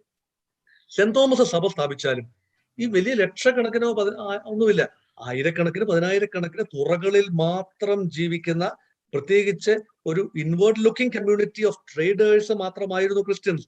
വ്യാപകമായ പ്രാതിനിധ്യം നസ്രാണിക്ക് ഉണ്ടായിരുന്നില്ല. സത്യം, ഒരു കാരണവശാലും നമ്മൾ ഓവർ എസ്റ്റിമേഷൻ ചെയ്യാൻ പാടില്ല.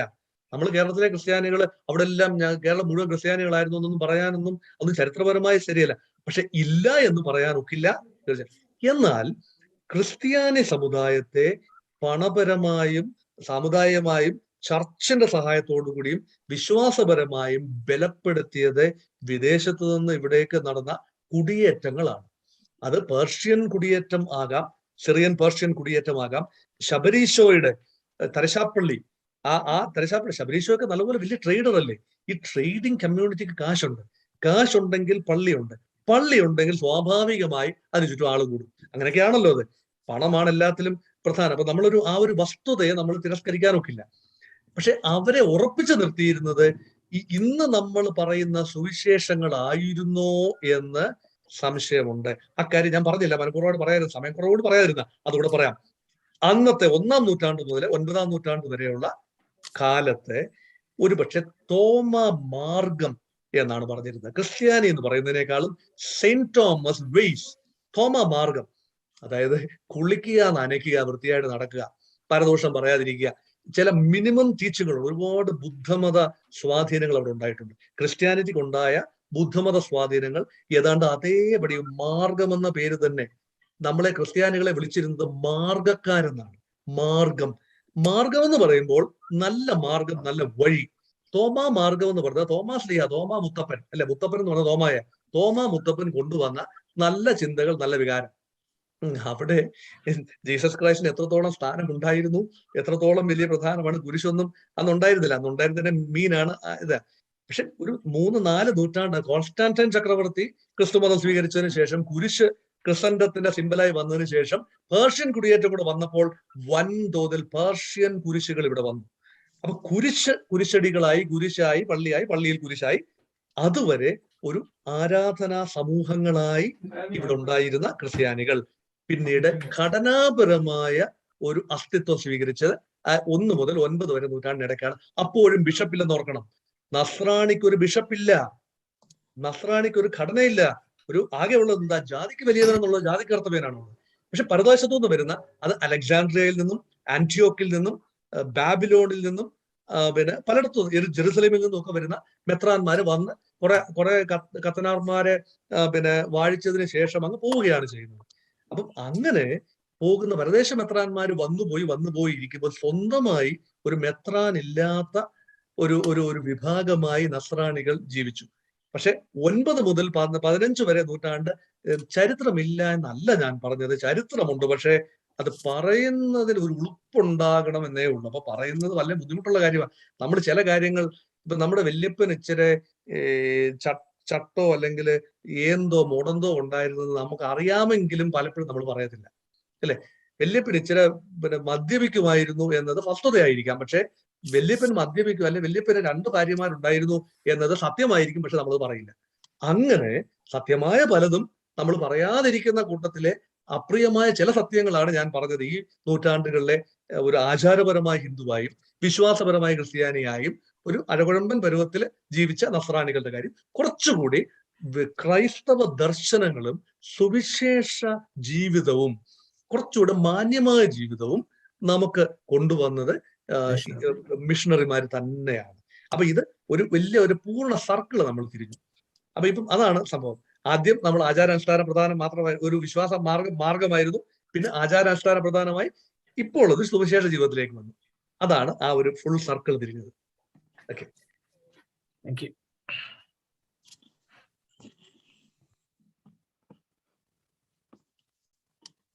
സാറേ, എനിക്കൊരു ഡൗട്ട്. പറഞ്ഞോളൂ.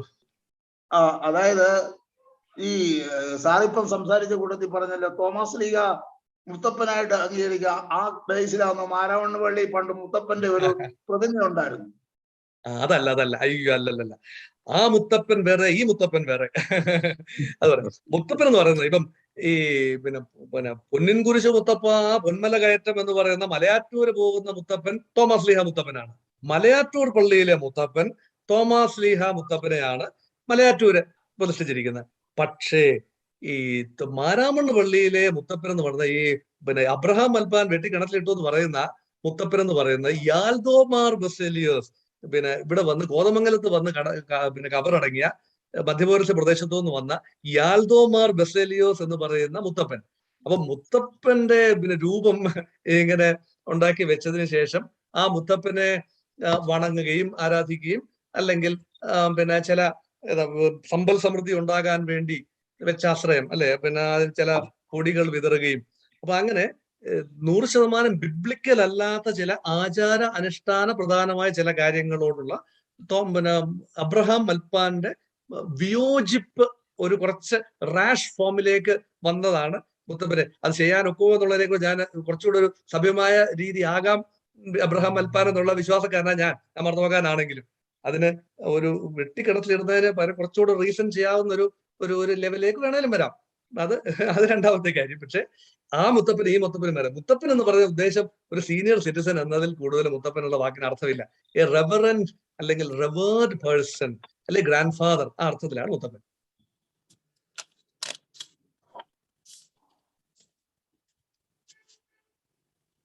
ഒരു കാര്യം ചോദിച്ചോട്ടെ.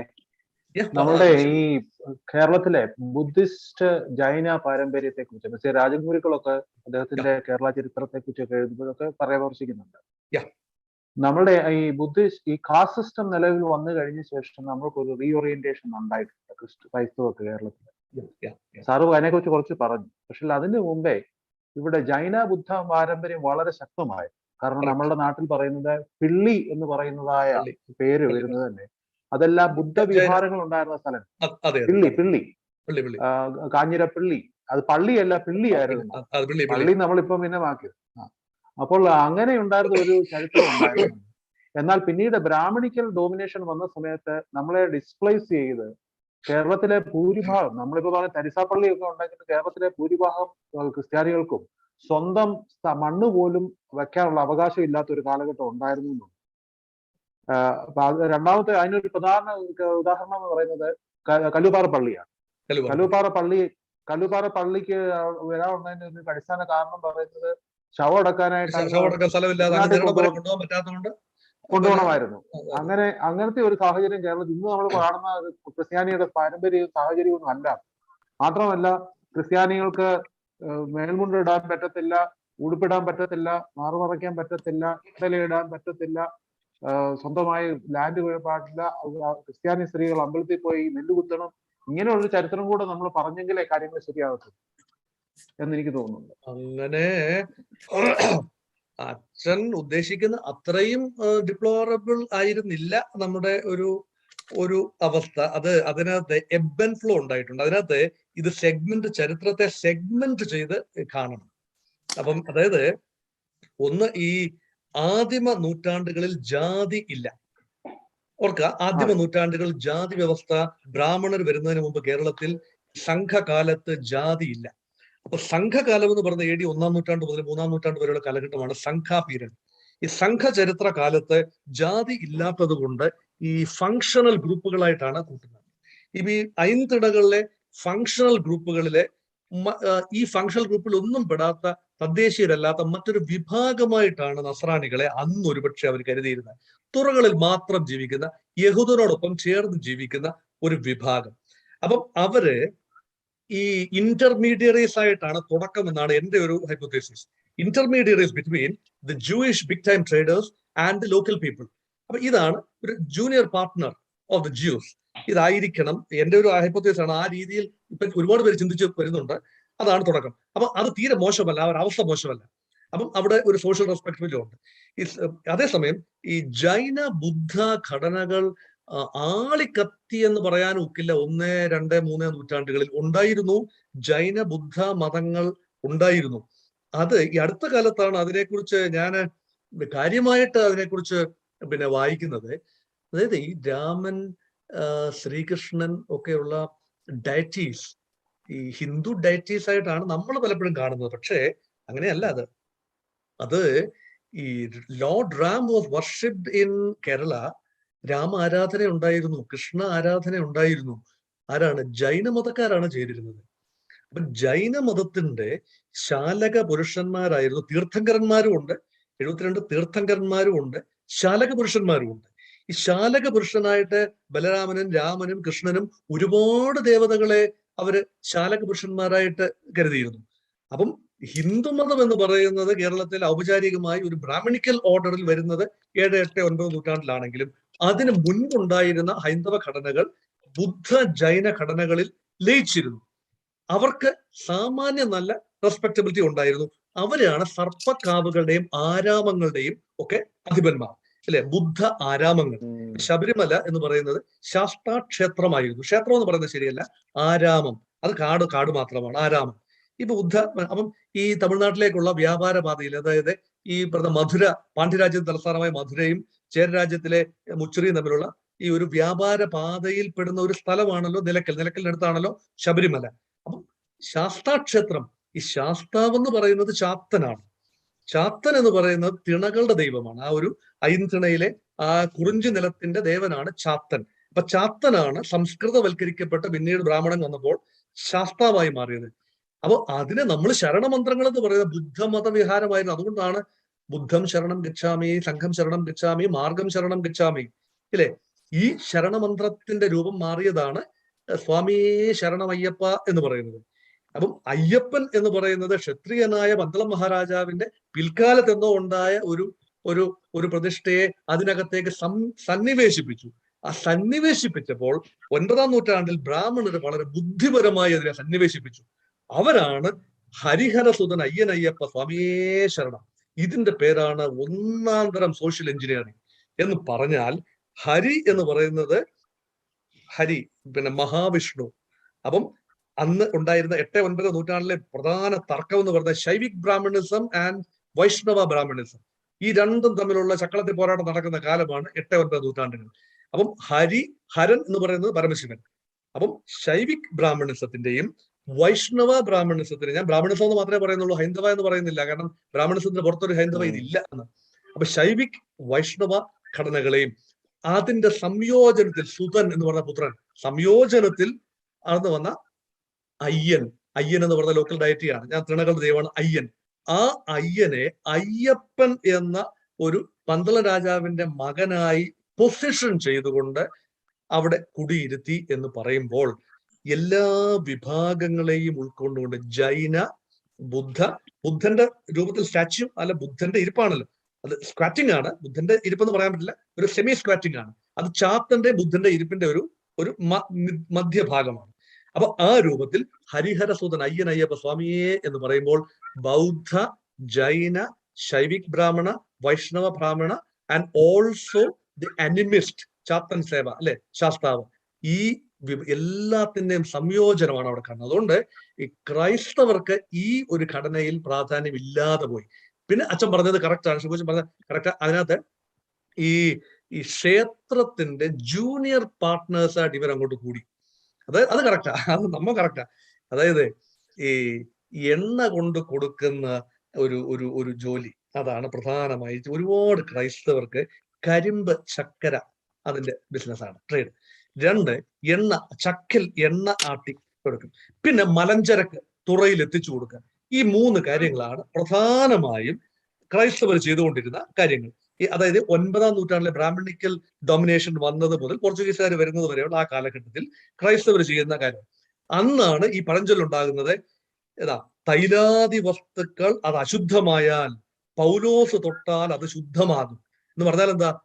തൈലം, ഈ തൊട്ടുകൂടാത്ത തീണ്ടലിന്റെ കാലത്ത് തൈലാദി വസ്തുക്കൾ, തൈലം അതായത് എണ്ണ, അതുപോലെ അരി, ഗോതമ്പ്, പഴം, വാഴക്കൊല, ഇതെല്ലാം ഈ പുറജാതികൾ അല്ലെങ്കിൽ ദളിത് വിഭാഗക്കാർ ഉണ്ടാക്കുന്ന കാര്യങ്ങൾ ക്രൈസ്തവര് തൊട്ട് ശുദ്ധമാക്കി ബ്രാഹ്മണൻ എത്തിച്ചു കൊടുത്ത ക്ഷേത്രങ്ങൾ വഴി വിതരണം ചെയ്യുന്നതിന്റെ ഇടനിലക്കാരെന്നുള്ള നിലയിൽ ഒരു നല്ല മിഡിൽമെൻ റോളാണ്, നല്ല മെയ്വഴക്കത്തോടുകൂടി നസ്രാണി ചെയ്തിരുന്നു. പക്ഷെ അത് തീരെ ആദായം കുറഞ്ഞൊരു വഴി ആയിരുന്നില്ല എന്നതാണ്. അതുകൊണ്ട് തന്നെ ക്രിസ്ത്യാനിയെ തൊടാൻ ഇവിടെ ഒരു രാജാക്കന്മാരും ധൈര്യപ്പെട്ടിട്ടില്ല. ഒരു രാജാക്കന്മാരും ക്രൈസ്തവ പീഡനം, ആകെപ്പാടെ ക്രൈസ്തവ പീഡനം, ഏത് രാജാവാ ക്രൈസ്തവ പീഡനത്തെ കുറിച്ച് നമ്മുടെ ചരിത്രത്തിൽ പറയാൻ നോക്കുന്നത്? ക്രിസ്ത്യാനികളെ കറക്റ്റ് പീഡിപ്പിച്ചു എന്ന് പറയാനോ മാർജിനലൈസ് ചെയ്തെന്ന് പറയാനോ കേരളത്തിലെ ഒരു അതും മാത്രമല്ല, രാജാക്കന്മാരെ, ലോക്കൽ രാജാക്കന്മാരെ പലപ്പോഴും അഹങ്കരിച്ചിരുന്നതും എന്റെ കൺട്രോളിൽ ഇത്ര നസ്രാണി പട്ടാളക്കാരുണ്ടായിരുന്നു, ഇന്ന് ജാതിക്ക് തലവൻ, ജാതിക്ക് മൂപ്പൻ എന്റെ കസ്റ്റഡിയിലാണ്, നസ്രാണി മൂപ്പൻ ഇത്ര പട്ടാളക്കാരെ എനിക്ക് വിട്ടുതരും, ഇത്ര കാലാൾ പട്ടാളക്കാരെ എനിക്ക് വിട്ടുതരും എന്ന് വമ്പ് പറഞ്ഞിരുന്ന നാട്ടുരാജാക്കന്മാരാണ് കേരളത്തിലെ സ്വരൂപങ്ങളുടെ കാലത്ത് ഉണ്ടായിരുന്നത്. ചേര സാമ്രാജ്യത്തിന്റെ കാലത്തല്ല, സ്വരൂപങ്ങളുടെ കാലത്ത് 12, 13, 14, 15 നൂറ്റാണ്ടിൽ അങ്ങനെയായിരുന്നു. അതുകൊണ്ട് നസ്രാണി തീരെ മോശമൊന്നും ആയിരുന്നില്ല. ആ ഒരു കാലഘട്ടം സാമ്പത്തികമായി കമന്ന് വീണാൽ കാപ്പണം കൊണ്ട് പൊങ്ങാൻ അറിയാവുന്ന വിഭാഗം തന്നെയായിരുന്നു അന്നും ഇന്നും നസ്രാണി. ഞാൻ നസ്രാണി ആയതുകൊണ്ട് എനിക്ക് തുറന്ന് പറയാമല്ലോ, അല്ലെ ഞാനത് പറയത്തില്ലായിരുന്നു. Thank you. Now, it was a very long, a vast subject in a capsule. There can be much more discussions, but with your permission, we will go to next item, Dr. Varghese. Yeah, certainly. Yeah. Uh-huh. Yeah, I mean, I'm sorry So- that it was such a long, such a huge thing. But And what we- the touch and what not touch, I'm not sure. That's why. And, we started a little late. So I wanted to, I just want one point Oh to yes, be. yeah, sure. Yeah, Just it is small thing. Yeah. My name is Jose Alexander. yes, yeah. I went through your talk. It was definitely very encouraging and good to know. But as you said, if we the youngsters have to know it, participate, can come for discussion and all. Such a vast topic, such a knowledgeable aspect which you have shared. To understand in 1.5 hour or 1 hour, it's not that easy. So we cannot come up with much more questions. Definitely, in many of the denominations and all the sects and all, these things are been repeatedly taken up by the churches. But still, to get it more simplified or understandable in certain aspect, are there any references or books related with these things, where we can just get to know and then attend the such classes or come up with discussions and questions? So we Yeah, can just have a one-to-one, as you said, maybe interaction in that aspect. we can get, see, there is an overload of books on Christianity in India. With the title Christianity in India itself, there are 15-20 books. See, but most of the books will be one-sided. There are books written from a Catholic perspective, from a particular church's perspective, from a missionary-oriented perspective, from a reform-oriented perspective, but nothing gives a comprehensive picture about the whole thing. The best way to understand the topic is to put it into segments. Okay, if you can put one area, see, if you are dealing with the entire gamut of thing, it's so unwieldy, so that you cannot simply do justice to the topic, because you can only run through the whole thing. But if you are looking at the St.Thomas traditions alone, so that can be scope for one area. It can, I mean, the Portuguese influence on Christianity, or British influence, or maybe the customs and conventions, and Christians as a bargaining, part, whatever it be. So these are all different areas that, need to be considered. Then a more simple and comprehensive purview can be thing. Of course, books by Francis Vadake Karachan and Bernard, lots of people wrote about it, but no single source. I cannot say that a single source will give everything. Now that what Please refer people to the book. then you can't really see, but one must read book is Jornado by Gouveia. That will give you a clear picture about the Dark Ages. That is a Portuguese perspective about the kind of Christianity that prevailed in the between 9th and 15th century. That is by Gouveia. Gouveia was a dependent of, I think, Menezes, the Portuguese governor who just presided over the Synod of Diamper. So that is one book that can give an authentic account from a Portuguese perspective. So we need not suspect any foul play, because they were very critical. But they were stating that these are all written documents. The Synod of Diamper. See, go for original documents only. See, Tarishapalli, don't go for the fantasy material. If a study is all what is needed, then don't attach a value to it. Somebody gives a value to it, and you read and think that that's it. But when you go into the basic text of there's Tarshapalli Chepped. That gives a very clear version about the kind of community, the kind of life that prevailed in the 9th century Kerala, at least in Kollam. We get a good idea about the caste, emerging pattern of caste. We get a good idea about the trading practices. We get a good idea about the political structure. We get an idea about the power structure and interpersonal relationship, etc. So that's one source. Then other thing is the canons of the Synod of Diamper. So that's the original document. And then comes the works of the missionaries. That is original substantiated things, missionary effort. Plenty of books about William Carey and Sadhu Sundar Singh and all these evangelists and people. So that is why I would rather say any book written from an Orthodox perspective, Catholic perspective, Marthoma perspective will be glorifying their own bishops. That is not our purpose. No, as you said, no, in this 1 hour, you came through all this process and all. Whether you have written any document, I have written. I am the author of the one and only book on St.Thomas coming out in the form of a novel. That is Adi Cheran. It is not just about St. Thomas. It is about the life in ancient Kerala from a totally Nasrani, focus areas, but touching upon the political structure, touching upon the religious and hierarchy, and the St. Thomas times actually, about the Nasranis, about the life. Adi Cheran, that is published by SPCS, that is the NBS, National Bookstall, Kottayam. In English or Malayalam? In Malayalam, very much in Malayalam. That is, I'm unable. That is those times, we spoke only Tamil, Kodun Tamil in Kerala and Chentamil in the Pandya region. So I have adapted and brought a few things into Tamil also as dialogue. It's written in Malayalam, of course. Thank you, sir. Thank you very much.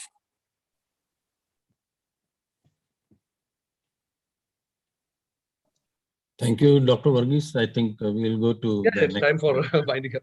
Next item. It was a vast substance subject, and the interest which has been generated is the best takeaway. So I think we will have similar sessions in future also. Now I request St. Peter's Choir, a song for St. Peter's Choir.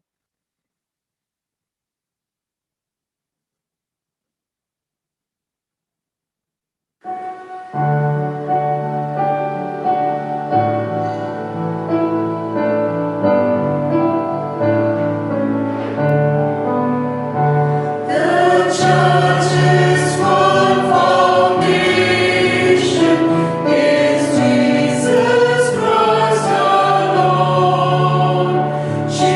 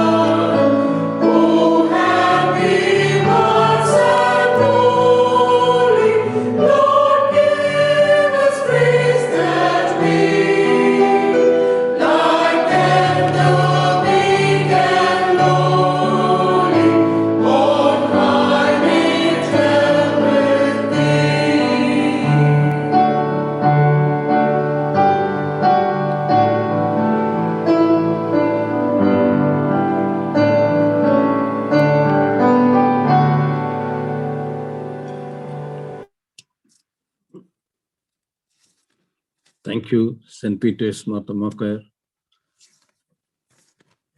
Dr. Varghese, it was a very challenging situation, 2000 years of history in 1 hour. But the beauty was now we all know things, what happened, what was the context. Because it's easy to quote some instances which happened a few hundred years ago and then quote it for somebody's purposes. So at least we are to that extent enlightened to see everything in context, including excesses, alleged excesses, or conversion, or missionary work in India.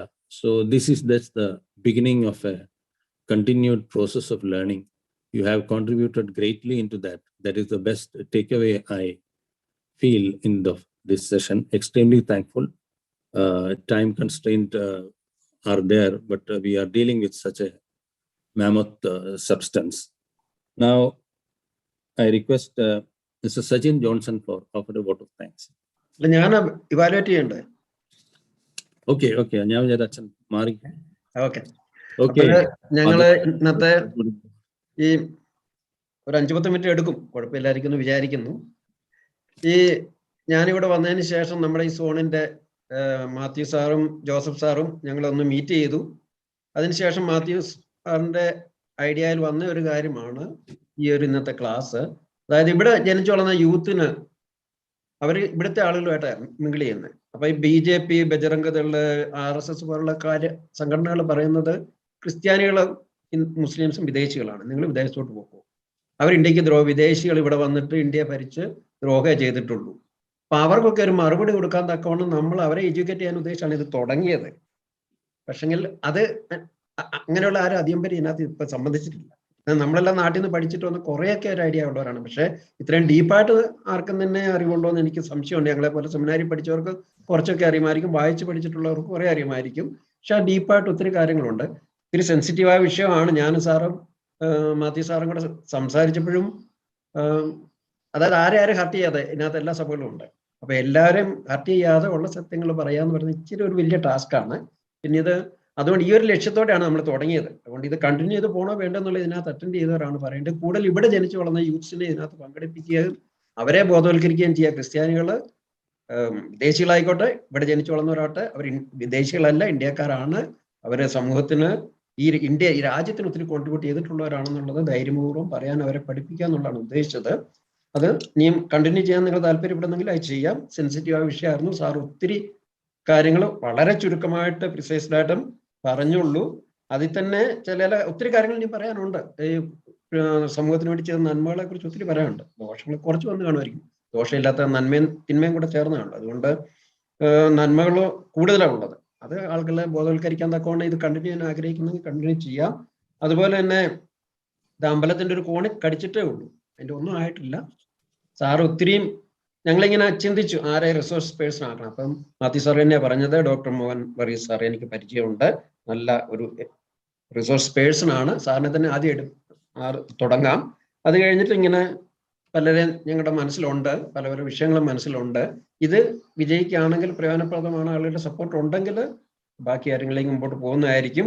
അതുകൊണ്ട് sir ഇതിന്റെ ആദ്യം തൊട്ട് അവസാനം വരെയുള്ള ആരുടെ ഒരു പക്ഷവും പിടിക്കാതെ കറക്റ്റായിട്ടുള്ള ഹിസ്റ്ററികളൊക്കെ തന്നെയാണ് പറഞ്ഞിരിക്കുന്ന വാസ്തവങ്ങളാണ്.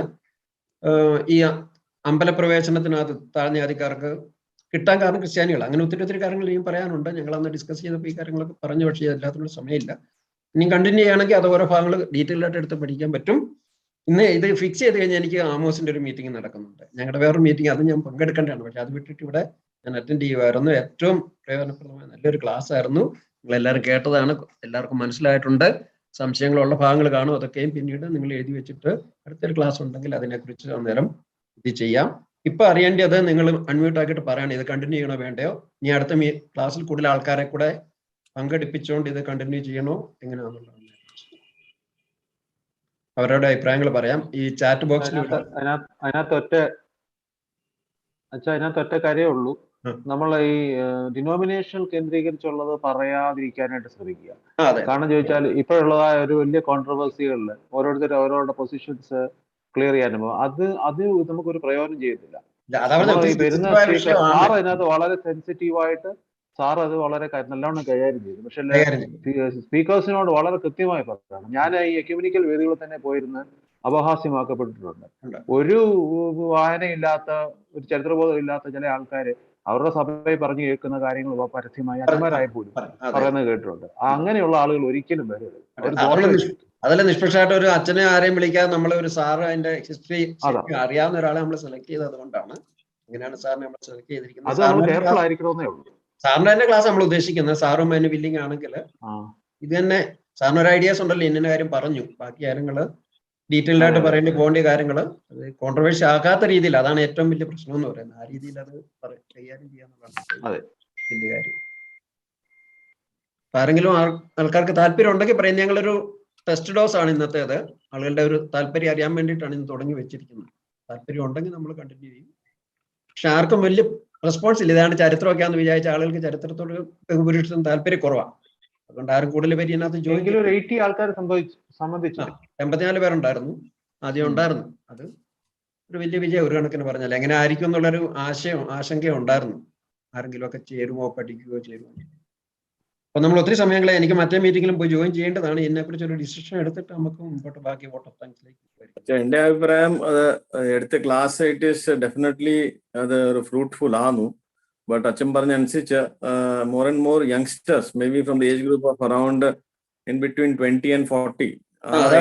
അതാ ഉദ്ദേശിച്ചത്. ഇവിടെ ജനിച്ചവരെ ഉദ്ദേശിച്ചത് ഞങ്ങൾ. ഇതുമായിട്ട് വലിയ പരിചയങ്ങളില്ല. ഒരു പ്രിവ്യൂ നമ്മള് പിന്നെ ബാക്കി പറഞ്ഞുള്ള അച്ഛന്മാർ പറഞ്ഞുള്ള കാര്യങ്ങളൊക്കെ അന്ന് കൈകാര്യം ചെയ്തിട്ട് അതനുസരിച്ചുള്ള ഒരു ബ്രീഫായിട്ട് ഇപ്പം സാർ ഇപ്പം തന്നുള്ള ക്ലാസ് തന്നെ ഒരു ജനറൽ ആയിട്ട് ഒരു brief without any hurting any other sentiments may be അന്നത്തെ എന്തെങ്കിലും ഉണ്ടെങ്കിൽ that can be discussed and told not to be elaborating on those things. നമ്മൾ ഉദ്ദേശിക്കുന്നതേ ഉള്ളൂ ക്രിസ്ത്യൻസിന്റെ കോൺട്രിബ്യൂഷൻ മാത്രം. അത് ജാതിയും ഇതിന്റെ വിഭാഗങ്ങൾ ഉദ്ദേശിക്കുന്നില്ല. രാജ്യത്തിന് വിദേശികളാണെങ്കിലും നമ്മുടെ മലയാളികളാണെങ്കിലും ഇന്ത്യയിലെ ക്രിസ്ത്യാനികളാണെങ്കിലും ചെയ്തിട്ടുള്ള കോൺട്രിബ്യൂഷൻ മാത്രം നമ്മൾ ഉദ്ദേശിക്കുന്നത്. അവരോടൊരു മറുപടി പറയാൻ പോലെ ഇപ്പൊ പറഞ്ഞപ്പം നമ്മുടെ വിശുദ്ധ പുണ്യഭൂമി വിദേശത്താണ്, അതിനുള്ള മറുപടി കൊടുക്കാനുള്ള സാറ് പറഞ്ഞില്ലായിരുന്നു. അതൊക്കെ അടുത്ത ക്ലാസ്സിൽ നമുക്ക് വിശദമായിട്ട് പറയാം. സ്പെസിഫിക് ആയിട്ട് പറഞ്ഞു കൊടുക്കുവാണെങ്കിൽ അതനുസരിച്ചുള്ള ഒരു സ്ട്രെസ് അന്നത്തെ കൊടുക്കാം. ഞങ്ങൾ ഇത്രയൊക്കെ കാര്യങ്ങളാണ് ഡിസ്കസ് ചെയ്ത് അന്ന്. അതനുസരിച്ച് സാറ് പ്രിപ്പയർ ചെയ്തു. എന്റെ ഒരു അഭിപ്രായം definitely good can be continued with the things which I have told. I think we will generate interest among youngsters, and then we will focus on them and then decide about the next session so that the target group comes in large numbers. I invite Sachin Johnson to offer vote. Serious. Shibu അച്ഛനോട് അച്ഛൻ concluding prayer വരുമോ? അറിയത്തില്ലല്ലോ. അല്ലെങ്കിൽ ഷിബു അച്ഛനോട് നിങ്ങൾ പ്രാർത്ഥിച്ച് ഞാൻ ആശീർവാദം പറയാം. വോട്ട് ഓഫ് താങ്ക്സ് ഉണ്ട്. ഞാൻ അപ്പുറത്തെ എന്റെ മറ്റേ മീറ്റിംഗിലേക്ക് ഒന്ന് പോവുക. ഷിബു അച്ഛനെ ഏൽപ്പിച്ചിട്ട് പോവുക. Vote of thanks Johnson, Sachin. So respected priests, all the religious, Dr. Mohan Varghese, elders, all the invitees, and my dear brothers and sisters, I'm humbled to stand before you to give this vote of thanks on behalf of the youth who are attending this meeting. First of all, let me take this opportunity to give thanks to the Lord Almighty for the huge success that this meeting has been, His guidance and the spirit that guides us, His grace without which none of this would have been possible. I thank the Pune Ecumenical Association for arranging this awareness program and this talk by Dr. Varghese, a well-read professor in this area, which is quite evident from the meeting, who has given us an authentic and unbiased account of our past and the evolution of Christianity in India. Thank you, sir, for inspiring us and kindling an interest to know further. I would also like to mention Father St.Thomas, who recently took charge as president of Pune zone and ensured his active involvement in such a short time in all ecumenical initiatives, and took a lot of interest in helping us realize our real legacy and arranging this meeting. Thank you, Achin, for this and the concluding remarks.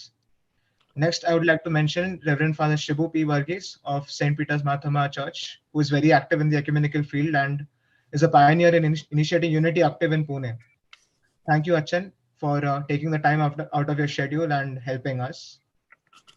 Our own Achan, Father Joseph Chalisheri, was not keeping well, and despite this, has been motivating us to be active in such learning initiatives. His suggestion that a youngster should be giving the vote of thanks in itself shows his vision to involve youth in building our Lord's kingdom and our unity. Parish priest of Carmel Church, Varghese, who unfortunately couldn't attend this meeting, has been constantly involved despite his responsibilities at Christ College, in addition to the charge of his parish. In spite of all these struggles, he took the time to attend meetings, and especially I thank him for the support he gave for this initiative. I would also like to mention Reverend Father K.P. Johnson, who assumed his position as president of STECA, Pune, who assumed office in December and left no stone unturned, and has given the ecumenical movement great strength and visibility within such a short span of time. The Unity Octave worships at various parishes last week under his leadership was a blessing to us all. His mission in establishing the truth that we are all built on the same foundation of Lord Jesus Christ and share the same faith is praiseworthy. Thank you, Achan, for your participation. I thank St. Mary's Orthodox Church Choir and St. Peter's Marthoma Church Choir for the beautiful songs. Though they could not assemble it in church for the singing in view of restrictions, thanks for your efforts in these tough times. There are many people who've tirelessly worked behind this initiative and towards making it a success. I would like to thank Mr. G.K. Joseph, Secretary of Pune Zone, who has been instrumental in contacting everyone, coordinating everything to ensure that this meeting sees its success. I also thank Mr. Abraham V. Nair for preparing the notice for this meeting in his spare time. The success of any program is obviously its participants. I know this is a weekend and many had their weekend plans with their friends and family and still took the time out to attend the meeting. And for that, I would like to thank all the elders and friends for their active participation. We are extremely grateful to Mr. Donny Peter of St. Mary's Orthodox Church and Mr. Cherry Abraham of St. Peter's Marthoma Church, who handled all the technicalities for organizing the online meeting and offering their support and time they spent in streaming the meeting on platforms such as Zoom and YouTube. And finally, as we go back to our lives, may the will and love of God be with you all. Thank you.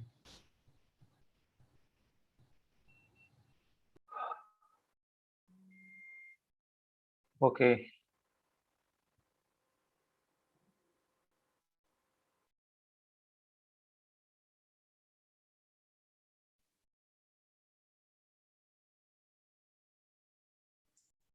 Uncle, unmute ചെയ്തോ? Unmute ചെയ്തു. Okay. എന്താ പ്രാർത്ഥനയാണോ? Concluding prayer. Okay. Worries Abraham ഉണ്ടോ? പ്രാർത്ഥിക്കാം. ഉണ്ട്. He will pray. Okay. അച്ഛൻ പോയി.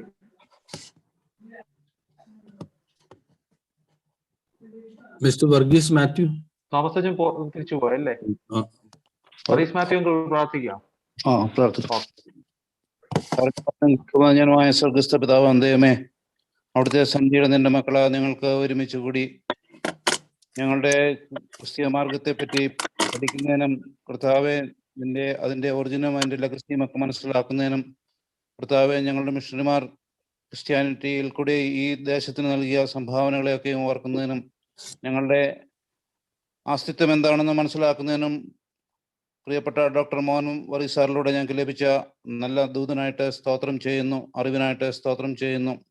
ഞങ്ങളുടെ പൈതൃകം എന്തെന്ന് മനസ്സിലാക്കുവാൻ തന്ന കൃപയോർത്ത സ്തോത്രം കർത്താവെ. അതിൽ കൂടിയൊക്കെയും ഞങ്ങൾ നിന്നെ മഹത്വപ്പെടുത്തുവാൻ, ഞങ്ങളുടെ ആസ്തിത്വത്തെ ഉറപ്പിക്കുവാൻ, ഞങ്ങളതിലൊക്കെയും പുകഴുവാനും സ്തുതിപ്പാനും ഒക്കെ ഇടയാക്കണമെന്ന് പ്രാർത്ഥിക്കുന്നു.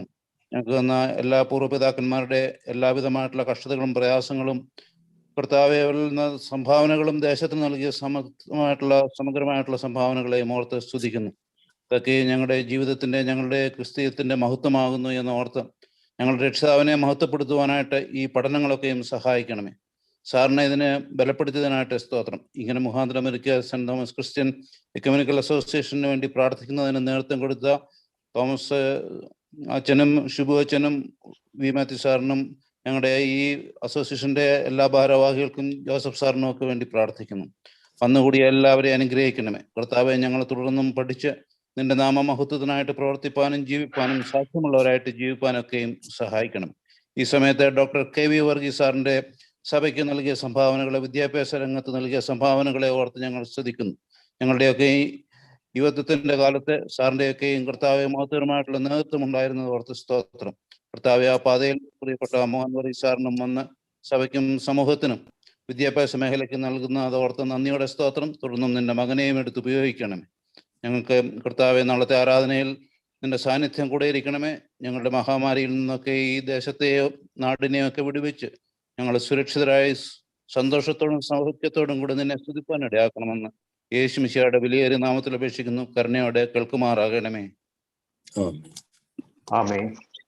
സകല ബുദ്ധിയും കഴിയുന്ന ത്രിയേക ദൈവത്തിന്റെ സമാധാനം, കൃപ, അനുഗ്രഹങ്ങളും പ്രിയരെ നാം ഓരോരുത്തരോടും ഇന്ന് നാം ശ്രമിച്ച നമ്മുടെ ചരിത്രത്തോടും നമ്മുടെ സംഭാവനകളോടും തുടർന്നുള്ള നമ്മുടെ സാക്ഷ്യ ജീവിതത്തോടും കൂടെ ഇരുന്ന ഈ രാത്രിയിലും എല്ലാ നാളുകളും ഇപ്പോഴും എന്നേക്കും കൃപയിൽ വഴി പരിപാലിക്കുമാറാകട്ടെ. Amen. Thank you. Okay. Okay. Thank you. Thank you Thomas. കാണാം. കാണാം. Right.